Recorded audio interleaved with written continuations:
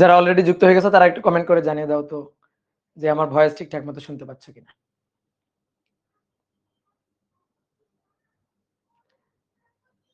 ওকে, সবকিছু ক্লিয়ার আছে।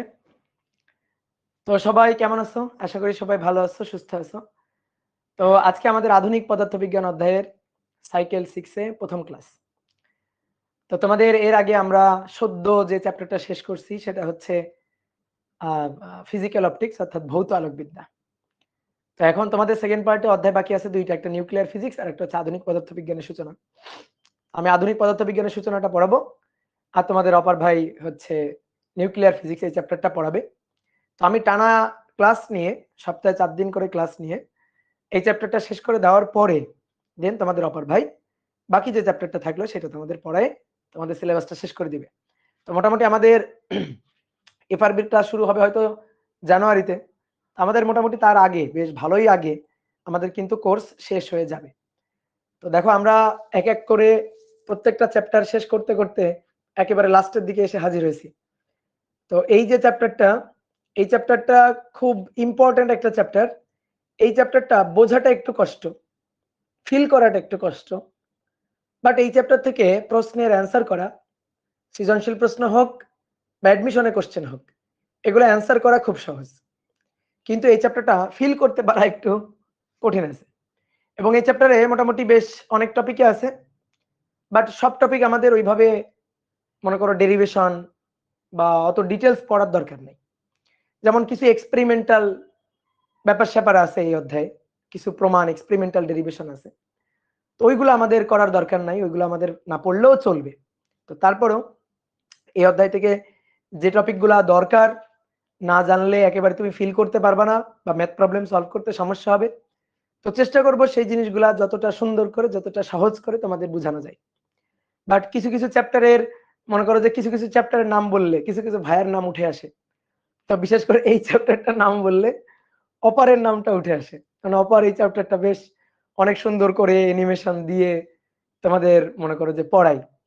এবং আমি যতদিন ধরে এসিএস এ যুক্ত হয়েছি মোটামুটি এই চ্যাপ্টারটা অপারই বেশিরভাগ সময় পড়াইছে।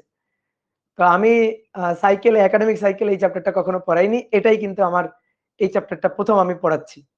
ঠিক আছে, আর এই চ্যাপ্টারটা অনলাইনে পড়াইছিলাম সেই করোনার যে ব্যাচটা ছিল, ওদের তো সব ক্লাসগুলাই অনলাইনে নেওয়া লাগছিল। তো সেই সময়টাতে পড়াইছিলাম। তো যেটা বলতেছিলাম যে কিছু চ্যাপ্টারের নাম বললে যেমন কিছু ভাইয়ের ছবি চোখের সামনে ভেসে ওঠে, তো এই চ্যাপ্টারের নাম বললে কিন্তু অপরের ছবিটা চোখের সামনে ভেসে ওঠে। কারণ আমি অপরের ক্লাসগুলো দেখছি খুবই সুন্দরভাবে স্লাইড দিয়ে অ্যানিমেশন দিয়ে ওই জিনিসটা বুঝায়। এই যে এই চ্যাপ্টারের যে থিওরি অফ রিলেটিভিটির যে পার্টটা, এই পার্টটা ফিল করায়। তো তোমরা যদি কেউ, যেহেতু আমি অ্যানিমেশনে পড়াই না, আমি চিত্র এঁকে এঁকে মোটামুটি বুঝাই আরকি। তো কারো যদি একটু অ্যানিমেশনে বুঝতে ইচ্ছা হয় তো দেখবা অপরের ক্লাস আছে, আমি সাজেস্ট করব যে একটু অপরের ক্লাসটা মানে যদি অ্যানিমেশন দেখার ইচ্ছা হয় বা অ্যানিমেশন দেখে একটু ফিল করার ইচ্ছা হয় তো অপরের ক্লাসগুলো আর্কাইভ থেকে একটু তোমরা দেখতে পারো। তো ঠিক আছে, তো আমরা এই অধ্যায়ে প্রমাণ করবো E equal to MC square, yes E equal to MC square এই অধ্যায়ে আছে, এই অধ্যায়ের সূত্র আছে। তো আমরা সেটা প্রমাণ করব। তারপরে আইনস্টাইনের আপেক্ষিকতার যে দেখো এই চ্যাপ্টারের যে ইন্ট্রো পেজ যেটা আছে সেখানে বিখ্যাত আইনস্টাইনের ছবিটাও আছে। তো বুঝতেই পারতেছো যে এই চ্যাপ্টারে আসলে আমরা কি কি জিনিস পড়তে যাচ্ছি। ক্লাসিক্যাল ফিজিক্স আর মডার্ন ফিজিক্স, ফিজিক্সকে টোটাল দুইটা ভাগে ভাগ করতে পারি। আমরা ফিজিক্সকে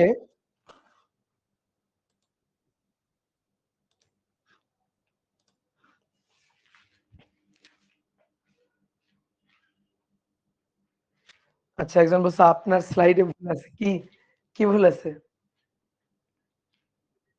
কি ভুল আছে ভাইয়া? স্লাইডে তো কিছুই নাই, স্লাইডে তো খালি এম স্কয়ার সি। আচ্ছা, সরি সরি। আচ্ছা, যে এডিট করছে তা আকাম করে দিছে ইকুয়াল টু এমসি স্কয়ার। না, আমরা ঠিক করে দিচ্ছি এমসি স্কয়ার। ওকে, ভুল এডিট করছে। আচ্ছা, যাই হোক। তো যেটা বলতেছিলাম যে এই অধ্যায়ে আমরা বেশ ভালো ভালো টপিকই পড়বো। আইনস্টাইনের থিওরি অফ রিলেটিভিটি পড়বো। তো দেখো আমি একটু বলি, আমরা ফিজিক্সকে মোটামুটি দুইটা ভাগে ভাগ করতে পারি। একটা হচ্ছে ক্লাসিক্যাল ফিজিক্স বা সনাতনী পদার্থবিদ্যা, আর একটা হচ্ছে মডার্ন ফিজিক্স বা আধুনিক পদার্থবিদ্যা। আমরা মোটামুটি এ যাবৎকাল যা কিছু পড়ে আসছি, বিশেষ করে বলতে পারো জিওমেট্রিক্যাল ফিজিক্স পর্যন্ত, জিওমেট্রিক্যাল অপটিক্স পর্যন্ত, মানে সেকেন্ড পার্টের 6 অধ্যায়, ফার্স্ট পার্টের অধ্যায়গুলো তো আছেই, এবং সেকেন্ড পার্টের 6 অধ্যায় পর্যন্ত আমরা যা কিছু পড়ে আসছি এগুলো সব ক্লাসিক্যাল ফিজিক্স বা নিউটনীয় পদার্থবিদ্যার অন্তর্ভুক্ত। মোটামুটি আমরা ওই যে 7 নম্বর চ্যাপ্টারটা অর্থাৎ ফিজিক্যাল অপটিক্স, ভৌত আলোক বিজ্ঞান, এই চ্যাপ্টার থেকে আমরা মডার্ন ফিজিক্সের একটু হালকা টাচ পাই। আমি তোমাদের এই যে ভৌত আলোক বিজ্ঞানের যে লাস্ট ক্লাস, সেই লাস্ট ক্লাসে আমি তোমাকে আলোর বেগ, শূন্য মাধ্যমে আলোর বেগ হিসাব করার সময় দেখাইছিলাম যে শূন্য মাধ্যমে আলোর বেগ এটা আসলে কোন পর্যবেক্ষক কোন কাঠামো থেকে হিসাব করতেছে এর উপর আসলে নির্ভর করে না। শূন্য মাধ্যমে আলোর বেগ কনস্ট্যান্ট, এবং এই শূন্য মাধ্যমে আলোর বেগ যে পর্যবেক্ষকই যে কাঠামো থেকে হিসাব করুক না কেন সব সময় কিন্তু একই হিসাব করবে। এবং সেই শূন্য মাধ্যমে আলোর বেগের সূত্রটা ছিল c = 1/√ε এবং মিউ। তো এপসাইলন হচ্ছে ভেদনযোগ্যতা, মিউ ছিল হচ্ছে চৌম্বক প্রবেশ্যতা। তো এই দুইটা হচ্ছে একটা নির্দিষ্ট মাধ্যমের জন্য ধ্রুবক মান। আমি যদি এই ধ্রুবক দুইটার মান আমি বসাই এই সমীকরণে, তাহলে আমি ওই মাধ্যমে, শূন্য মাধ্যম বা অন্য যে কোনো মাধ্যমে আমি কিন্তু আলোর বেগ পেয়ে যাব। ওকে, তাহলে আলোর বেগটা এটা কোন পর্যবেক্ষক কোন কাঠামো থেকে হিসাব করতেছে এর উপর নির্ভর করে না, অর্থাৎ আলোর বেগের ক্ষেত্রে আপেক্ষিকতা হয় না। তো থিওরি অফ রিলেটিভিটি বা আইনস্টাইনের এই আপেক্ষিকতার ব্যাপারটাই হচ্ছে এটা, যে তুমি এখানে সনাতনী পদার্থবিদ্যার সূত্রগুলো এখানে তুমি খাটাইতে পারবা না। সনাতনী পদার্থবিদ্যার যে ব্যাপারগুলা সেইগুলো দেখবে এখানে প্রযোজ্য হবে না। সনাতনী পদার্থবিদ্যায় বলা হয় দৈর্ঘ্য ভর সময়, দৈর্ঘ্য ভর সময় এগুলা কনস্ট্যান্ট, এগুলা ধ্রুবক। ধরো এই যে কলমটা, এই কলমের দৈর্ঘ্যটা আমি যা পরিমাপ করব, তুমি যা পরিমাপ করবা সেম। আমি যতক্ষণ ধরে পরিমাপ করব, আমি এখানে যতক্ষণ পড়াবো, তুমি তোমার বাসায় বসে পড়তেছো না, তো তুমি কিন্তু ততক্ষণই পড়বা। আমি 1 ঘন্টা ক্লাস নিলে তোমার ঘড়িতেও কিন্তু 1 ঘন্টা হবে। আমি 10টার সময় ক্লাস শেষ করছি, 11টায় ক্লাস, মানে 10টার সময় ক্লাস শুরু করছি, 11টায় ক্লাস শেষ করব 1 ঘন্টা, তাহলে তুমিও দেখবা তোমার ঘড়িতেও 10টার সময় ক্লাসটা শুরু হয়েছে, 11টার সময় শেষ হচ্ছে, অর্থাৎ তোমার ঘড়িতেও কিন্তু 1 ঘন্টাই হবে।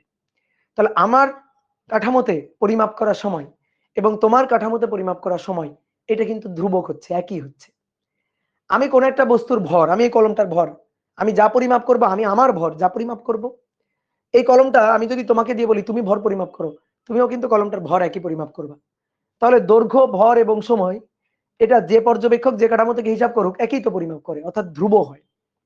আমরা সনাতনী পদার্থবিদ্যা এইটাই জানি, এবং সনাতনী পদার্থবিদ্যার মূল কথাই কিন্তু এটা। কিন্তু মডার্ন ফিজিক্স অর্থাৎ আধুনিক পদার্থবিদ্যায় ব্যাপারটা কিন্তু এরকম না। আধুনিক পদার্থবিদ্যায় এই পরম ধ্রুব সময় বা দৈর্ঘ্য বা ভর হতে পারে না। আধুনিক পদার্থবিজ্ঞানে একমাত্র ধ্রুবক হচ্ছে আলোর বেগ। যে কাঠামো থেকে যে পর্যবেক্ষক হিসাব করুক, আলোর বেগকে সবাই আলোর বেগ সি হিসাব করবে, এর কোনো আপেক্ষিকতা হবে না। বাট সময় আমি আমার কাঠামোতে যা পরিমাপ করব, তোমার কাঠামোতে সেটা নাও হইতে পারে। ধরো তুমি পৃথিবীতে স্থির আছো, আমি মনে করো একটা রকেটে করে, সেই রকেটের বেগ আবার যেমন তেমন বেগ হলে চলবে না, আলোর বেগের কাছাকাছি বেগ হইতে হবে। আলোর বেগে কখনো কোনো বস্তু চলতে পারবে না, ঠিক আছে? আমরা ম্যাথমেটিক্যালি এই অধ্যায়ে দেখাবো জিনিসটা, যে কোনো বস্তু কেন আলোর বেগে চলতে পারে না। তাহলে আলোর বেগের কাছাকাছি বেগে যদি কোনো কাঠামো গতিশীল হয়, ধরো তুমি পৃথিবীতে আসো, আমি আলোর বেগের কাছাকাছি বেগ নিয়ে একটা রকেটে করে চলে গেলাম, তাহলে আমি সেই রকেটে থাকলে আমি রকেটের মধ্যে আমি ঘড়িতে যে সময় পরিমাপ করব, তুমি পৃথিবীর ঘড়িতে যে সময় পরিমাপ করবা, দুটার সময় একই হবে না। আমার বয়স যে হারে পরিবর্তিত হবে, যে হারে চেঞ্জ হবে, তোমার বয়স তোমার কাছে সময়টা সেরকম, তোমার কাঠামোতে সময়টা সেরকম হবে না। আমি ধরো পৃথিবীতে 10 বছর পর ফিরে আসলাম, কার হিসাবে? তোমার হিসাবে। তুমি পৃথিবীতে বসে 10টা ক্যালেন্ডার উল্টাই ফেলছো, 10টা বর্ষপঞ্জিকা উল্টাই ফেলছো, 10 বছর হয়ে গেছে, আমি পৃথিবীতে ফেরত আসলাম, আমার বয়স কিন্তু 10 বছর বাড়ে নাই। তুমি পৃথিবীতে 10 বছর তোমার বয়স বেড়ে গেছে, ধরো তোমার বয়স ছিল 20 বছর, হয়ে গেছে 30 বছর, ঠিক আছে? ধরো আমি গেছিলাম 20 বছরে, আমার কিন্তু 30 বছর হয় নাই, আমার বয়স কিন্তু কম হয়েছে। কি কথা বুঝছো? তাহলে এটাই হচ্ছে ব্যাপার, যে সময় দুই কাঠামোতে একই হবে না। আমি রকেটে বসে কোনো বস্তুর দৈর্ঘ্য যা পরিমাপ করব, তুমি পৃথিবীতে বসে যে দৈর্ঘ্য পরিমাপ করবা একই হবে না। ভর একই হবে না, দৈর্ঘ্য ভর সময় সবকিছুই হয়ে যাবে আপেক্ষিক, সবকিছুই হবে রিলেটিভ। তাহলে একমাত্র আমি এবং তুমি একমাত্র যে জিনিসটা পরিমাপ করবো একই হবে, সেটা হচ্ছে আলোর বেগ, সেটা হচ্ছে আলোর বেগ। তো আমরা এই অধ্যায়ে এই জিনিসটাই শুরু করতে যাচ্ছি। আমি তোমাদের খুবই ছোট জিনিস থেকে আস্তে আস্তে আস্তে আস্তে মানে প্রত্যেকটা টপিকের গভীরে ঢোকানোর চেষ্টা করব। ধৈর্য নিয়ে একটু থাকবা আমার সাথে, ঠিক আছে? তো চলো শুরু করি। আমরা প্রথমে আগে একটু নিউটন স্যারকে স্মরণ করি। এই অধ্যায়ে আইনস্টাইনের কথাবার্তাই আমরা বেশি বলবো, কিন্তু তারপরও মনে করো সনাতনী পদার্থবিদ্যার ভিত্তিপ্রস্তর স্থাপন করে হচ্ছে বিজ্ঞানী নিউটন। তো তার কথা আমরা একটু বলি। আমরা একটু নিউটনের সূত্রগুলো একটু আগে একটু মেমোরাইজ করি। নিউটনের সূত্রগুলো আমরা কোথায় পড়ছি? নিউটনের বলবিদ্যা চ্যাপ্টারে, ফার্স্ট পার্টের 4র্থ চ্যাপ্টারে পড়ছি।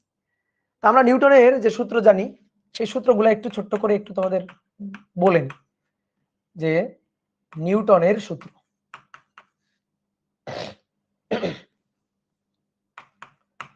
নিউটনের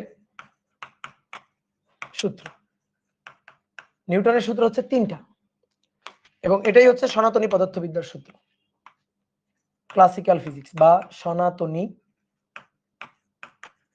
পদার্থবিদ্যা। দেখো, নিউটনের প্রথম সূত্র যেটা, এই প্রথম সূত্রটাকে বলা হয় জড়তার সূত্র। প্রথম সূত্রটা হচ্ছে জড়তার সূত্র। এখান থেকে আমরা জড়তার ধারণাটা পাই। প্রথম সূত্র আমাদের বলতেছে যে কোনো বস্তুর উপর যদি বাহ্যিক বল ক্রিয়া না করে, কোনো বস্তুর উপর যদি বাহ্যিক বল ক্রিয়া না করে, তাহলে বস্তু যে অবস্থায় আছে সেই অবস্থায় বজায় রাখবে। বস্তু যে অবস্থায় আছে সেই অবস্থা বজায় রাখার এই যে প্রবণতা, সেটাকে বলা হয় হচ্ছে জড়তা। তাহলে বস্তু যে অবস্থায় আছে যদি স্থির অবস্থায় থাকে তাহলে সেটা স্থিতি জড়তা, আর যদি বস্তু গতিশীল অবস্থায় থাকে তাহলে সেটা গতি জড়তা। একই বেগ নিয়ে থাকবে, একই গতি জড়িত থাকবে। তো বস্তুর উপর যদি বাহ্যিক বল ক্রিয়া না করে, বাহ্যিক বল ক্রিয়া না কর দুইটা অর্থ হইতে পারে। হ্যাঁ, বাহ্যিক বল ক্রিয়া না করে এই কথা দুটো অর্থ হইতে পারে। একটা অর্থ হচ্ছে কোনো বলই প্রযুক্ত হয়নি, কোনো বলই প্রযুক্ত হয়নি, এবং আরেকটা অর্থ হচ্ছে যে অনেকগুলো বল প্রযুক্ত হয়েছে, বল প্রযুক্ত হয়েছে কিন্তু প্রযুক্ত বলের লব্ধি শূন্য।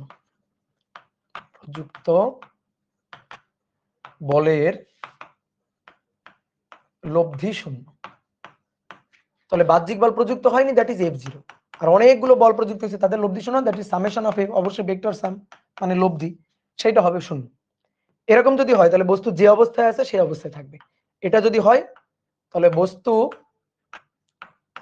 স্থির থাকলে স্থির, স্থির থাকলে স্থির। তো স্থির থাকলে স্থির থাকাটা, এটা হচ্ছে স্থিতি জড়তা, স্থিতি জড়তা। আরেকটা কথা হচ্ছে বস্তু গতিশীল থাকলে সমবেগে সরল রৈখিক পথে গতিশীল। বস্তু গতিশীল থাকলে সমবেগে সরল রৈখিক পথে আজীবন গতিশীল থাকবে। ঠিক আছে? তো এইটা হচ্ছে গতি জড়তা, গতি জড়তা।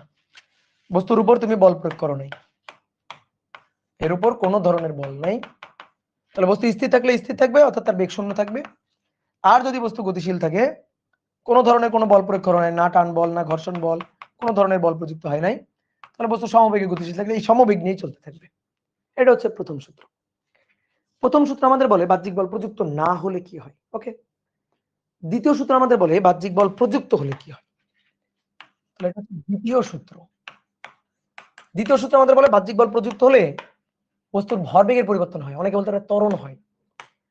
শোনো, সবসময় ত্বরণ নাও হইতে পারে, ঠিক আছে? ভরবেগের পরিবর্তন হয়। বাহ্যিক বল যদি প্রযুক্ত হয় তাহলে বস্তুর ভরবেগের পরিবর্তন ঘটে, এবং এই ভরবেগের পরিবর্তনের হার প্রযুক্ত বলের সমানুপাতিক। বল যেদিকে ক্রিয়া করে ভরবেগের পরিবর্তনটা সেদিকে ঘটে। আমি যদি তোমাদের বলি নিউটনের গতির দ্বিতীয় সূত্রটা লেখো তো, ম্যাক্সিমাম লিখে দিবে F = m। F = m থেকে একটু বের হয়ে আসো। F = m তুমি মিথ্যা হয়তো বলো নাই, বাট তুমি 3টা সত্যির একটা সত্যি বলছো, বাকি 2টা সত্যি বলো নাই। যদি তোমাকে বলা হয় নিউটনের গতির দ্বিতীয় সূত্রটা লেখো, তোমার লেখা উচিত হচ্ছে এইটা, যে F equal two DDT of P, F equal two DDT of, ঠিক আছে, F equal two DDT of P. মানুষজন ফোন দেওয়ার টাইম পায় না, মেসেঞ্জারে কেন কল দিতে হবে?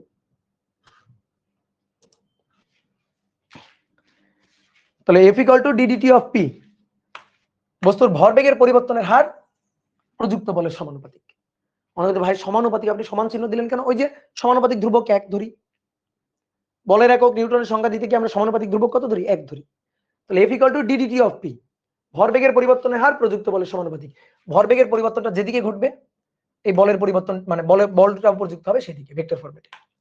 এইবার আসো, এটার 3টা ফরম্যাট হয়। ভরবেগ, ভরবেগ কাকে বলে? ভর আর বেগের গুণফলটাই ভরবেগ। ভরবেগ হচ্ছে P ইকুয়াল টু mv। তো এবার দেখো ভরবেগের পরিবর্তন 3 ভাবে হতে পারে। বেগের পরিবর্তনে ভরবেগের পরিবর্তন, ভরের পরিবর্তনে ভরবেগের পরিবর্তন, ভর আর বেগ দুটোরই পরিবর্তনে ভরবেগের পরিবর্তন হতে পারে।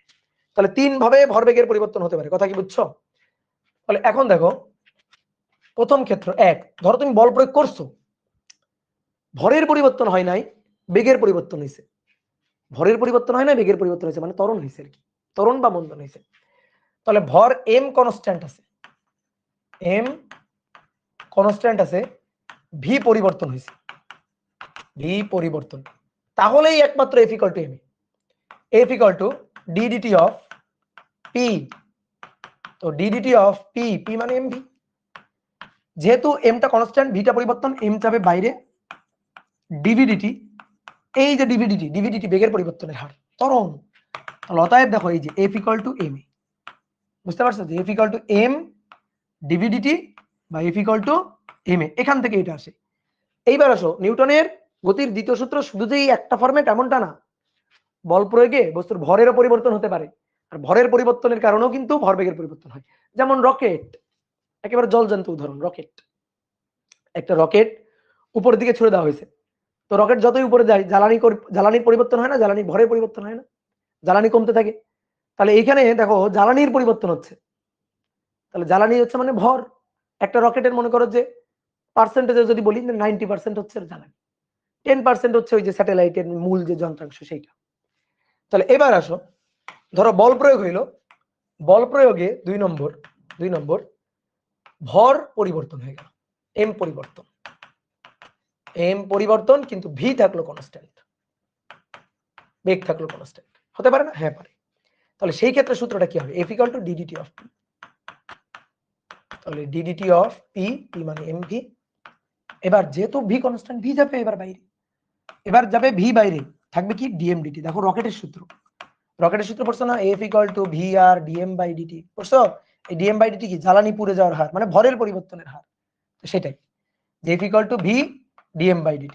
তো যদি আমি তোমাদের জিজ্ঞেস করি নিউটনের গতির দ্বিতীয় সূত্র বলো, অনেকে F ইকুয়াল টু m, কেন ভাই কি দোষ করলো? এ তো নিউটনের গতির দ্বিতীয় সূত্র, ঠিক আছে?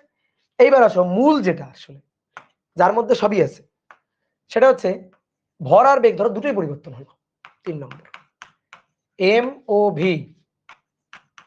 উভয়েরই পরিবর্তন, উভয়েরই পরিবর্তন। অনেকে তাহলে বলতে পারে ভাই তাহলে এমন একটা হইতে পারে না m আর v উভয় কনস্ট্যান্ট? m আর v যদি উভয় কনস্ট্যান্ট থাকে তো ভরবেগের পরিবর্তন হয়ই নাই, আমাদের তো ভরবেগের পরিবর্তন ঘটানো লাগবে। ভরবেগের পরিবর্তনের হার প্রযুক্ত বলের সমান, তো ভরের পরিবর্তন হলো না, বেগের পরিবর্তন হলো না, তাহলে তো ভরবেগের পরিবর্তন হলো না। তাহলে m আর v উভয়ই পরিবর্তনশীল, তো তখন কি হবে? তখন F equal two ddt of p, ddt of p, p মানে mv। তাহলে অতএব F ইকুয়াল টু m কে রেখে dv dt আর v কে রেখে dm dt। বুঝলেন? যেহেতু দুইটাই পরিবর্তন, ইউভি মেথড, f কে রেখে m কে রেখে v কে ডিফারেন্সিয়েশন আর v কে রেখে m কে ডিফারেন্সিয়েশন। এবার দেখো মূল সূত্র কিন্তু এটাই, নিউটনের গতির যদি বলো দ্বিতীয় সূত্রের মূলটা কি? মূল হচ্ছে এইটা আর এইটা, মূল সূত্র। এবার দেখো এইটা থেকে না লাভ দিয়ে এটা আর এটাতে চলে আসা যাবে। যদি আমি বলি m কনস্ট্যান্ট, তাহলে m কনস্ট্যান্ট হলে এটা 0, তাহলে m dvdt মানে a, অর্থাৎ এটা। আর যদি বলি v কনস্ট্যান্ট মানে dvdt 0, তাহলে এই পার্টটা শূন্য হয়ে গেল, তাহলে থাকলো F equal to v dm dt, অর্থাৎ এটা। তাহলে এটা হচ্ছে নিউটনের গতির দ্বিতীয় সূত্র। তো আমাদের মোটামুটি প্রথম সূত্র এবং দ্বিতীয় সূত্রটা এই অধ্যায়ে কাজে লাগবে, ঠিক আছে? আর তৃতীয় সূত্র, এটা লাগবে না, তারপর একটু ছোট্ট করে বলে রাখি, যেহেতু দুইটা সূত্র বললাম। তৃতীয় সূত্র এটা জানে না এমন কেউ নাই। প্রত্যেক ক্রিয়ারই সমান ও বিপরীত প্রতিক্রিয়া আছে। নিউটনের গতির তৃতীয় সূত্র, প্রত্যেক ক্রিয়ারই এই ক্রিয়া মানে কিন্তু ক্রিয়া বল, ঠিক আছে, প্রত্যেক ক্রিয়ারই সমান ও বিপরীত প্রতিক্রিয়া বল আছে। মানে সহজ কথা, বল সবসময় জোড়ায় জোড়ায় কাজ করে। বিপরীত প্রতিক্রিয়া বল আছে, দ্যাট মিনস বল সবসময় জোড়ায় জোড়ায় কাজ করে। দেখো একটা উদাহরণ দিয়ে দেখাই। মনে করো একটা গাছ, এই একটা গাছে তুমি দড়ি বাঁধছ, দড়ি বেঁধে তুমি টানতেছো, ধরো হাত দিয়ে ধরে তুমি এভাবে টানতেছো, দড়ি বেঁধে টানতেছো। এই দড়িতে টান, বলো তো দড়িতে টান কোন দিকে কাজ করে? দড়িতে টান দুই দিকেই কাজ করতেছে। তুমি গাছটাকে টানতেছো, তাহলে তুমি টানতেছো এইদিকে, ঠিক আছে, তুমি টানতেছো কত বলে? ধরো F1 বলে।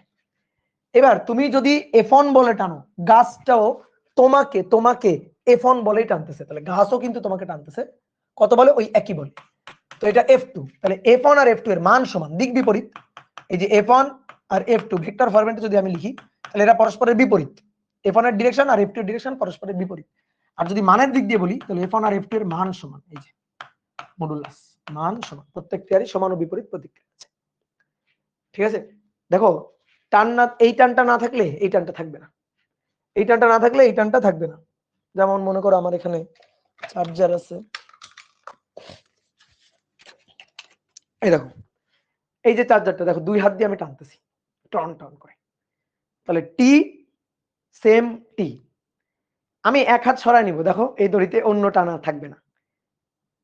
এবার দেখো তো টানতেছি, বিশ্বাস করো টানতেছি, বলো বিশ্বাস করো, টানতেছি না, আর টান নাই তো, টান জোড়ায় জোড়ায় কাজ করতে হবে, এই যে জোড়ায় জোড়ায়, ঠিক আছে। তাহলে জোড়া এটা না থাকলে এটা থাকবে না, ঠিক আছে, একটা না থাকলে আরেকটা থাকবে না। তাহলে প্রত্যেক ক্রিয়ারই দেখো সমান ও বিপরীত প্রতিক্রিয়া আছে। এই যে আমি এই বোর্ডটাকে ঠেলতেছি, আমি বোর্ডটাকে ঠেলতেছি, বোর্ডও কিন্তু আমাকে ঠেলতেছে, ঠিক আছে, আমি বোর্ডটাকে ঠেলতেছি, বোর্ডটাও আমাকে ঠেলতেছে। এই যে আমি এখানে দাঁড়ানো আছি, আমি এই যে তলে দাঁড়ানো আছি, তো এই তলে আমি ক্রিয়া দিচ্ছি, তল আমাকে প্রতিক্রিয়া দিচ্ছে, এই কারণে আমি আমার ওজন টের পাচ্ছি।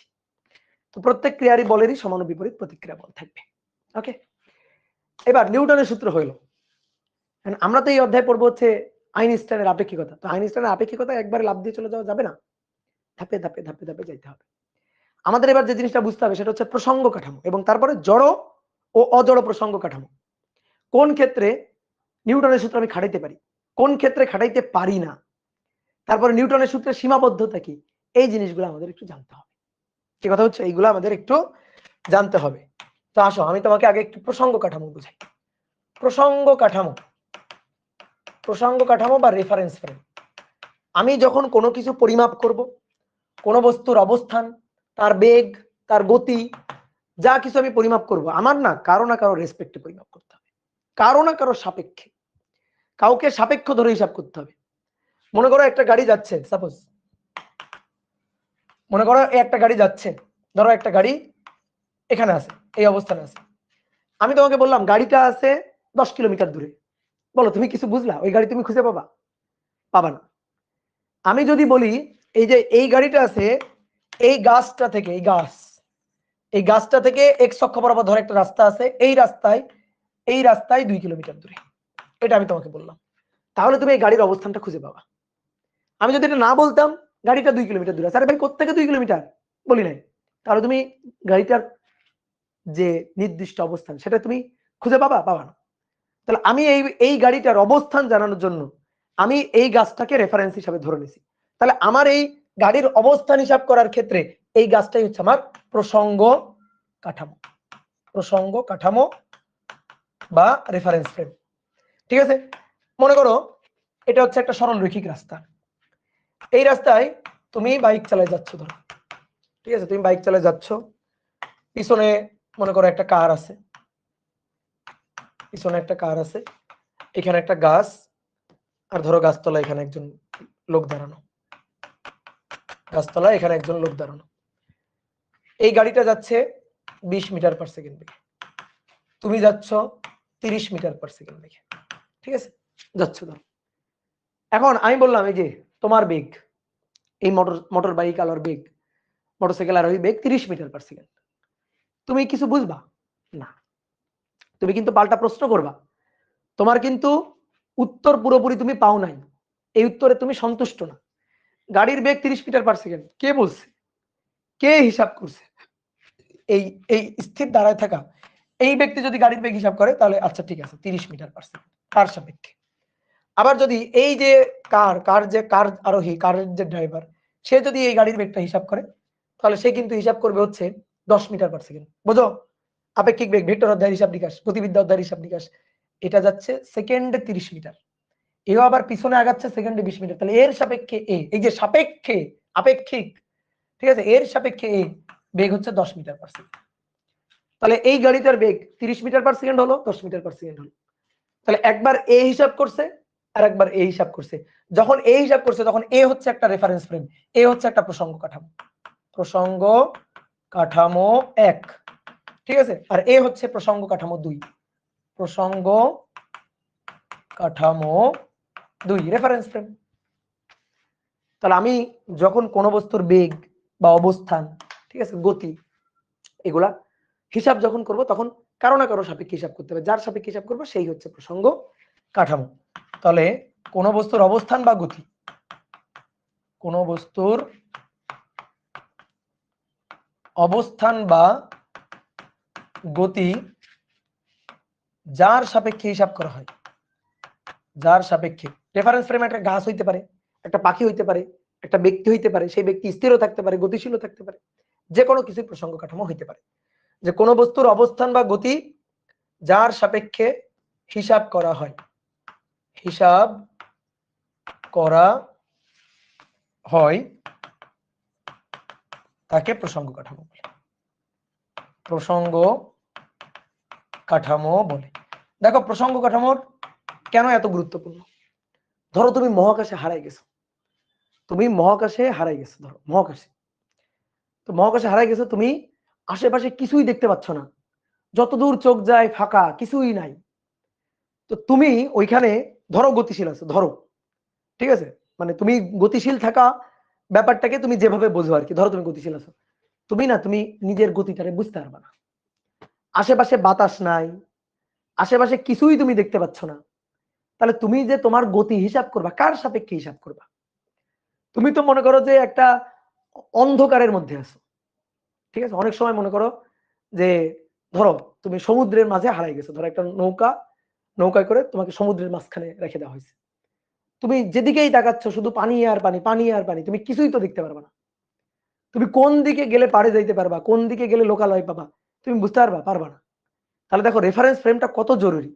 কারণ আমি কোনো কিছুর হিসাব নিকাশ করতে গেলে, আমার গতির বা আমার অবস্থানের হিসাব নিকাশ করতে গেলে কারো না কারো সাপেক্ষে আমরা হিসাব করতে চাই। মহাকাশে হারাই গেছো, ধরো কোন একটা স্টারের সাপেক্ষে তোমার অবস্থান, কোন একটা স্টারের সাপেক্ষে তুমি তোমার গতি হিসাব করো, তাহলে কিন্তু তুমি স্থির নাকি তুমি গতিশীল, কত বেগে গতিশীল, এই জিনিসগুলো তখন তুমি বুঝতে পারবা, ঠিক আছে। কিন্তু যদি রেফারেন্স ফ্রেম না থাকে তাহলে আমরা কেমন হিসাব করবো? রেফারেন্স ফ্রেমের প্রয়োজনীয়তা বুঝতে পারছি। এবার এই রেফারেন্স ফ্রেম এটা হয় দুই ধরনের, আইআরএফ আর এনআইআরএফ, ইনার্শিয়াল রেফারেন্স ফ্রেম, নন ইনার্শিয়াল রেফারেন্স ফ্রেম। বাংলায় যদি বলা হয় তাহলে জড় প্রসঙ্গ কাঠামো আর অজড় প্রসঙ্গ কাঠামো, ঠিক আছে। তাহলে রেফারেন্স ফ্রেম আর এফ সংক্ষেপে এটা দুই ধরনের হয়, প্রসঙ্গ কাঠামো দুই ধরনের হয়।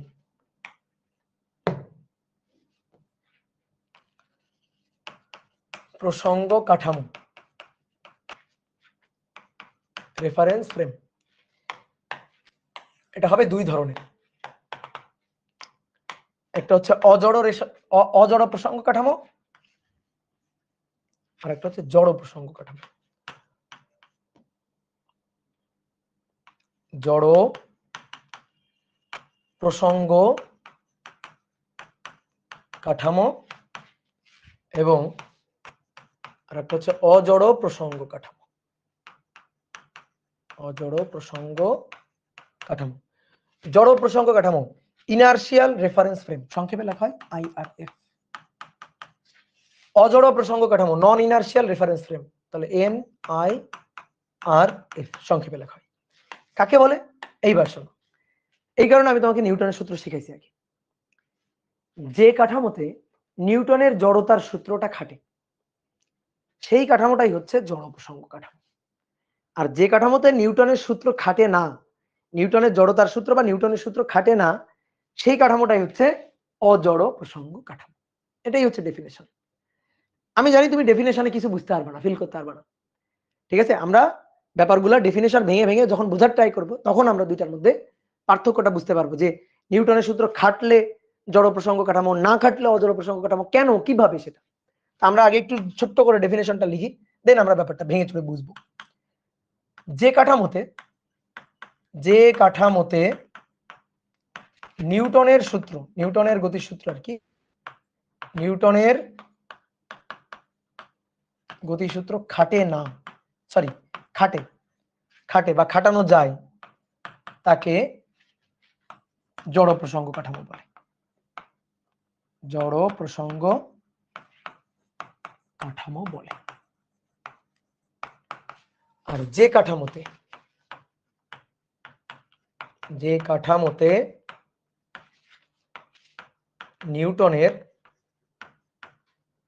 নিউটনের সূত্র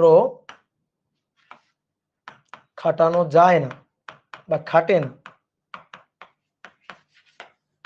তাকে অজড় প্রসঙ্গ কাঠামো, অজড় প্রসঙ্গ কাঠামো বলে। এইবার শোনো, অজড় প্রসঙ্গ কাঠামোতে ত্বরণ হবে, ঠিক আছে। এই অজড় প্রসঙ্গ কাঠামোতে ত্বরণ থাকবে, ঠিক আছে। আর জড় প্রসঙ্গ কাঠামোতে ত্বরণ থাকবে না, তো ত্বরণ থাকবে না মানে ব্যাপারটা কেমন? ত্বরণ থাকবে না মানে স্থির থাকবে, পরস্পরের সাপেক্ষে স্থির থাকবে, অথবা সমবেগে গতিশীল থাকবে। পরস্পরের সাপেক্ষে স্থির থাকবে, নয়তো সমবেগে গতিশীল থাকবে, ত্বরণ হওয়া যাবে না। সমবেগে গতিশীল থাকবে, তাহলে সেইগুলো হচ্ছে জড় প্রসঙ্গ কাঠামো। আর যদি ত্বরণ হয়ে যায়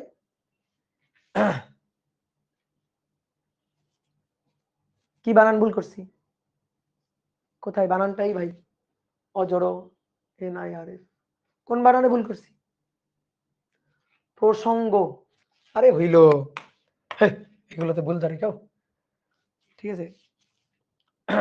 ওকে, তো এবার আসো আমরা ব্যাপারগুলো বুঝি, আর তারপরে এখানে যা লিখছি তা সত্যি কিনা দেখি। মনে করো এই জিনিসটা আমি লিখি নাই আগে, এই জিনিসটা আমি লিখি নাই, এখন আমি তোমার দেখাবো, উদাহরণ দেখাবো, তুমি এসে লিখবা। মনে করো সরল রৈখিক একটা রাস্তা,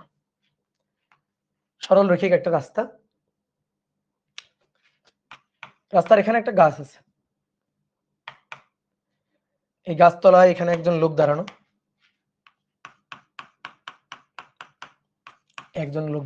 স্থির দাঁড়ানো, গাছের সাপেক্ষে সে স্থির।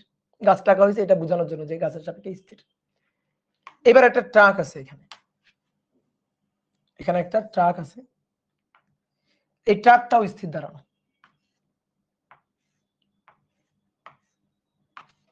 ট্রাকটাও কিন্তু স্থির দাঁড়ানো ছিল, ট্রাকটাও স্থির দাঁড়ানো। এই যে ট্রাক ড্রাইভার আছে এখানে, এই ট্রাকের উপরে এইখানে আরেকজন লোক দাঁড়ানো আছে, ট্রাকের উপরে এখানে একজন লোক দাঁড়ানো, আর এইখানে এই যে এই জায়গাতে একটা ব্লক রাখা আছে, একটা বাক্স রাখা আছে, একটা ব্লক।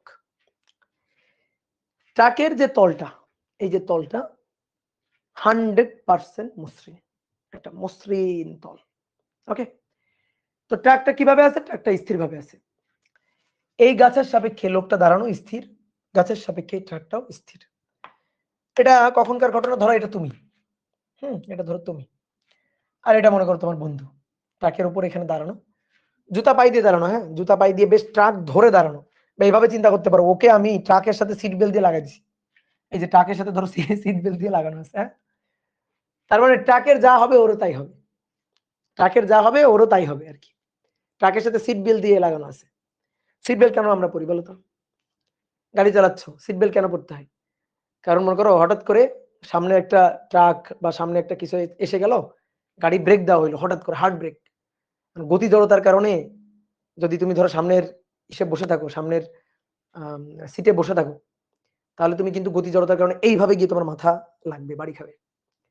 ঠিক আছে? আমাদের একবার মনে করো যে বাড়ি যাওয়ার সময় গাড়িতে আমার আর কি ঠাকুমা, যে আর কি দাদি, তো সে ওরকম সামনের সিটে বসছে, বসার পরে গাড়ি হচ্ছে এরকম হার্ড ব্রেক দিছে আর গিয়ে এইভাবে মাথাটা লাগছে, গিয়ে নাকটা ফেটে গেছিল। ঠিক আছে? তো সেই নিয়ে তো অনেক দৌড়াদৌড়ি। তো এরকম কেন সিট বেল্ট পড়তে হয়? যেন তুমি এই গতি জড়তাটাকে তুমি ওভারকাম করতে পারো। যেন গাড়ি ব্রেক দিলে তুমি যেন এরকম সামনে গিয়ে ঝুঁকে না পড়ো, তোমাকে যেন আটকায় ফেলতে পারে সিট বেল্ট। তো এরকম ও কিন্তু সিট বেল্ট দিয়ে লাগানো আর কি। ঠিক আছে? এখানে সিট বেল্ট দিয়ে লাগানো হয়েছে ওকে। তো এইবার আসো, এটা ধরো কয়টার ঘটনা? এটা ধরো সকাল ৮টার ঘটনা। কয়টা বাজে? সকাল ৮টা। ঠিক আছে? সকাল ৭টা বাজে, ধরো ৭টা, সকাল ৭টার ঘটনা, ৭টা AM এর ঘটনা। এইবার কিছুক্ষণ পরে ধরো ৭টা বেজে ২ মিনিট হয়েছে। তো ৭টা বেজে ২ মিনিট পরও ঘটনাটা সেম, একই ঘটনা। ৭টা বেজে ২ মিনিট পর, ৭টা বেজে ২ মিনিট বাজে, 7:02 AM। তো তখনকার ঘটনা হচ্ছে এটা, তখনকার ঘটনা এটা, এই একই ঘটনা। তো গাড়ি কি চলছে? না, চলে নাই, গাড়ি স্থির। এই গাড়িটা কেমন ছিল? গাড়ি স্থির ছিল। তাহলে গাড়ি স্থির ছিল, তাহলে গাড়ির বেগ কত? গাছের সাপেক্ষে গাড়ির বেগ যদি বলি, বেগ ছিল v0। এখনো কি আছে? তাই আছে। তাহলে গাড়ি স্থির আছে, অর্থাৎ গাড়ির যে বেগ v, সেটা কত? 0। এখন আমি একে জিজ্ঞেস করলাম যে এ এই বক্সটাকে দেখতেছে, তুমিও এই বক্সটাকে দেখতেছো। ঠিক আছে? আচ্ছা সরি, তুমি তো এটা ছিলা, তুমি বক্সটাকে দেখতেছো, এও এবার বক্সটাকে দেখতেছে। কতক্ষণ? এই যে 2 মিনিট ধরে দেখছো তোমরা। তাহলে এটা 2 মিনিট আগে, এটা 2 মিনিট পরে। দেখো এখানে তোমরা এই বক্সটাকে দেখা শুরু করলা, বক্সটাকে পর্যবেক্ষণ করা শুরু করলা। কে? তুমি, তোমার বন্ধু, দুইজন পর্যবেক্ষক। ঠিক আছে? Reference frame 1, reference frame 2, reference frame 1 আর F1 এন্ড আর F2, বুঝলা? দেখা শুরু করলা। তাহলে তুমি এবার জিজ্ঞেস করো, দেখো আমি তোমাকে জিজ্ঞেস করতেছি কেমন দেখছো? তুমি বললা ভাই স্থির দেখছি। তুমি এটাকে বললা ভাই আমি স্থির দেখছি। হ্যাঁ স্বাভাবিক। দেখো তো, তোমার সাপেক্ষে এর অবস্থানের কোনো পরিবর্তন হচ্ছে না। তুমি কেমন দেখতেছো? এই বক্সটাকে স্থির দেখছো, ট্রাক তো থেমে আছে, তুমি বক্সটাকে স্থির দেখছো। এবার তোমাকে আমি 2 মিনিট পরে এসে আবার জিজ্ঞেস করলাম বক্সটা কেমন, বক্সটাকে কেমন দেখতেছো? তুমি বললা ভাই বক্সটা যেখানে ছিল দেখেন সেখানেই আছে। আমার সাপেক্ষে বক্সের অবস্থানের কোনো পরিবর্তন হয় নাই, কোনো পরিবর্তন হয় নাই। বক্সটা ভাই যেখানে ছিল সেখানে আছে, আমি আগেও যেমন দেখছিলাম এখনো সেই অবস্থায় দেখতেছি। তাহলে তুমি কেমন দেখলা? স্থির দেখলা। এবার আমি তোমাকে জিজ্ঞেস করলাম আচ্ছা এই বক্সের উপর কেউ কি কোনো ধরনের বল দিছে? ধাক্কা বল, টান বল, কেউ কি কোনো বল প্রয়োগ করছে? তো তুমি তো বলবে না ভাই আমি বক্সের দিকে তাকাইছিলাম, একভাবে তাকাইছিলাম, এখানে কেউ আসে নাই, আমি কাউকে আসতে দেখি নাই, কাউকে ধাক্কা দিতেও দেখি নাই, টান দিতেও দেখি নাই, কেউ এখানে কোনো বল প্রয়োগ করে নাই। তো আমি বললাম আচ্ছা ঠিক আছে, তাহলে কেউ কোনো বল প্রয়োগ করে নাই, তাহলে এফ কত? এফ হচ্ছে 0। এবার আমি তোমাকে বললাম নিউটনের গতির প্রথম সূত্রটা বলো তো দেখি, জড়তার সূত্রটা বলো তো দেখি। ঠিক আছে? তো তুমি বললা যে ভাই জড়তার সূত্রটা হচ্ছে বাহ্যিক বল প্রযুক্ত না হলে, এফ 0 হলে স্থির বস্তু, স্থির বস্তু স্থিরই আছে, স্থির বস্তু স্থিরই আছে, বাহ্যিক বল প্রযুক্ত হয়েছে? No, F0। তাহলে স্থির বস্তু স্থিরই আছে। আমি বললাম এটা কার সূত্র? নিউটনের সূত্র, নিউটনের জড়তার সূত্র। আমি তোমাকে বললাম তুমি এখানে জড়তার সূত্রটা সত্যি প্রমাণ মানে সত্যি প্রমাণিত পাচ্ছ কিনা, মানে জড়তার যে সূত্রটা তুমি জানো সেটা তুমি এখানে দেখতে পাচ্ছ কিনা। তুমি বললে হ্যাঁ ভাই তাই তো দেখতে পাচ্ছি, দেখেন বাহ্যিক বল প্রযুক্ত হয়নি, স্থির বস্তু স্থিরই তো আছে। তাহলে নিউটনের গতির সূত্রটা তোমার কাছে খাটছে কিনা, তুমি খাটাইতে পারছো কিনা? ইয়েস অর নো বলো, বলো সূত্রটা খাটছে কিনা, সূত্রটা খাটাইতে পারছো কিনা? খাটাইতে পারছো, খাটাইতে পারছো, ইয়েস। তাহলে তুমি নিউটনের গতির জড়তার সূত্রটা খাটাইতে পারছো, খাটছে তোমার ক্ষেত্রে। তাহলে তুমি রেফারেন্স ফ্রেম 1, রেফারেন্স ফ্রেম 1 হচ্ছে জড় প্রসঙ্গ কাঠামো। তাহলে এই যে তুমি রেফারেন্স ফ্রেম 1 এ হচ্ছে জড় প্রসঙ্গ কাঠামো, জড় প্রসঙ্গ কাঠামো। বুঝতে পারলা? জড় প্রসঙ্গ কাঠামো। ক্লিয়ার? এইবার আসো, আমি এবার একে জিজ্ঞেস করব, জড় প্রসঙ্গ কাঠামো মানে আই আর এফ। এবার আমি একে জিজ্ঞেস করবো যে ভাই এবার তোমার পালা, তুমি বলো তো এই যে বস্তুটা, এই বস্তুটাকে তুমি কেমন দেখতেছো? তো তুমি দেখো তো, ও এখানে দাঁড়ানো, বক্সটা এখানে রাখা, ও বক্সটাকে কেমন দেখছে? যেখানে ছিল ওখানেই তো দেখতেছে, স্থিরই তো দেখতেছে। তো বলো ভাই আমি বক্সটাকে স্থির দেখছি। আমি বললাম আচ্ছা 2 মিনিট পরে আসো, এখানে আসো, বলো বক্সটা কেমন? আমি বললাম ভাই বক্সটা আগের জায়গায় আছে, আগের জায়গায় আছে, দেখেন যেখানে ছিল সেখানে আছে, আমার থেকে যত দূরত্বে ছিল তত দূরত্বে আছে, আমি বক্সটাকে গতিশীল হইতে দেখিনি, স্থির ছিল স্থির দেখছি। আমি বললাম কেমন দেখছো? স্থির দেখছি। আমি বললাম কেউ কি কোনো বল দিছে? একে কি কেউকে ধাক্কা দিতে দেখছো, টান দিতে দেখছো? না। আমি বললাম না ভাই কেউ আসেনি, কেউ ধাক্কা দেয় না, টান দেয় না। আমি বললাম বাহ্যিক বল তাহলে কত প্রযুক্ত হয়েছে? ভাই বাহ্যিক বল তো প্রযুক্ত হয় নাই, এফ তো 0। তাহলে বাহ্যিক বল প্রযুক্ত হয় নাই, স্থির ছিল, তুমি স্থির দেখছো, বাহ, বাহ্যিক বল প্রযুক্ত হয় নাই, স্থির ছিল, তুমি স্থির দেখছো। তাহলে বাহ্যিক বল প্রযুক্ত হয় না, স্থির ছিল, স্থির আছে, বস্তু স্থিতি জড়তায় ছিল, স্থিতি জড়তায় আছে, তাহলে এই তো নিউটনের সূত্র খাটছে, জড়তার সূত্রটা খাটছে। খাটাইতে পারছো মানে এ হচ্ছে নন মানে ইনার্শিয়াল রেফারেন্স ফ্রেম, অর্থাৎ জড় প্রসঙ্গ কাঠামো। এর ক্ষেত্রে নিউটনের সূত্রটা খাটছে, স্থির ছিল, স্থির দেখছে, বাহ্যিক বল প্রযুক্ত হয় না। তাহলে রেফারেন্স ফ্রেম 2 সেও কিন্তু জড় প্রসঙ্গ কাঠামো, জড় প্রসঙ্গ কাঠামো, কাঠামো, ঠিক আছে, জড় প্রসঙ্গ কাঠামো। তাহলে আই আর এফ। এইবার একটা জিনিস খেয়াল করো, দেখো বোর্ডে দেখো, দেখো এই যে ট্রাকটা, এই ট্রাকটা কেমন ছিল? স্থির। ট্রাকটা কেমন ছিল? স্থির, স্থির ছিল। তাহলে স্থির থাকলে ত্বরণ নেই। আমি যদি বলি স্থির, তাহলে ত্বরণ কত? এই যে স্থির ছিল, স্থির আছে, তাহলে ত্বরণ কত? ত্বরণ 0, ত্বরণ তো নাই। তাহলে ত্বরণ 0 বলেই, ঠিক আছে, দেখো এই যে তুমি স্থির ছিলা, তুমি স্থিরই আছো, দেখো এই যে তুমি স্থির ছিলা, স্থিরই আছো, তাহলে তোমার দেখো তুমি, তোমার কিন্তু ত্বরণ হয় নাই, তোমার ত্বরণ হয় নাই, তাহলে তোমারও এই যে এরও ত্বরণ নাই। ট্রাকের কথা কেন বললাম? কারণ ট্রাক মানেই তো এই লোকটা, এই লোকটা তো ট্রাকের উপরই বসা, ট্রাকের সাথে সিট বেল্ট দিয়ে লাগাই রাখছো না, ট্রাকের সাথে ওরা সিট বেল্ট দিয়ে বেঁধে রাখছো না, তার ট্রাক মানেই তো এটা। তাহলে ট্রাক স্থির ছিল, স্থির আছে, তাহলে স্থির থাকলে ত্বরণ 0। তুমি এই যে এই দাঁড়ানো, এরও ত্বরণ 0, তাহলে ত্বরণ নাই, ত্বরণ 0, স্থির ছিল। তাহলে ত্বরণ যদি 0 হয় তাহলে কি যেন হবে?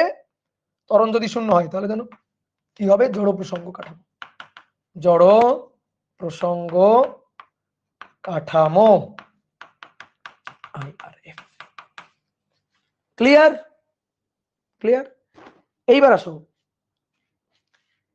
এইবার আসো, এই গাড়িটাকে এবার স্টার্ট দিব, স্থির ছিল, এবার আমরা স্টার্ট দিব।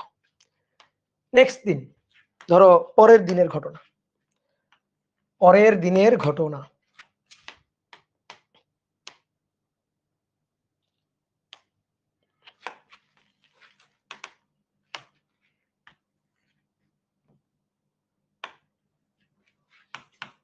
এই যেটা হচ্ছে গাছটা,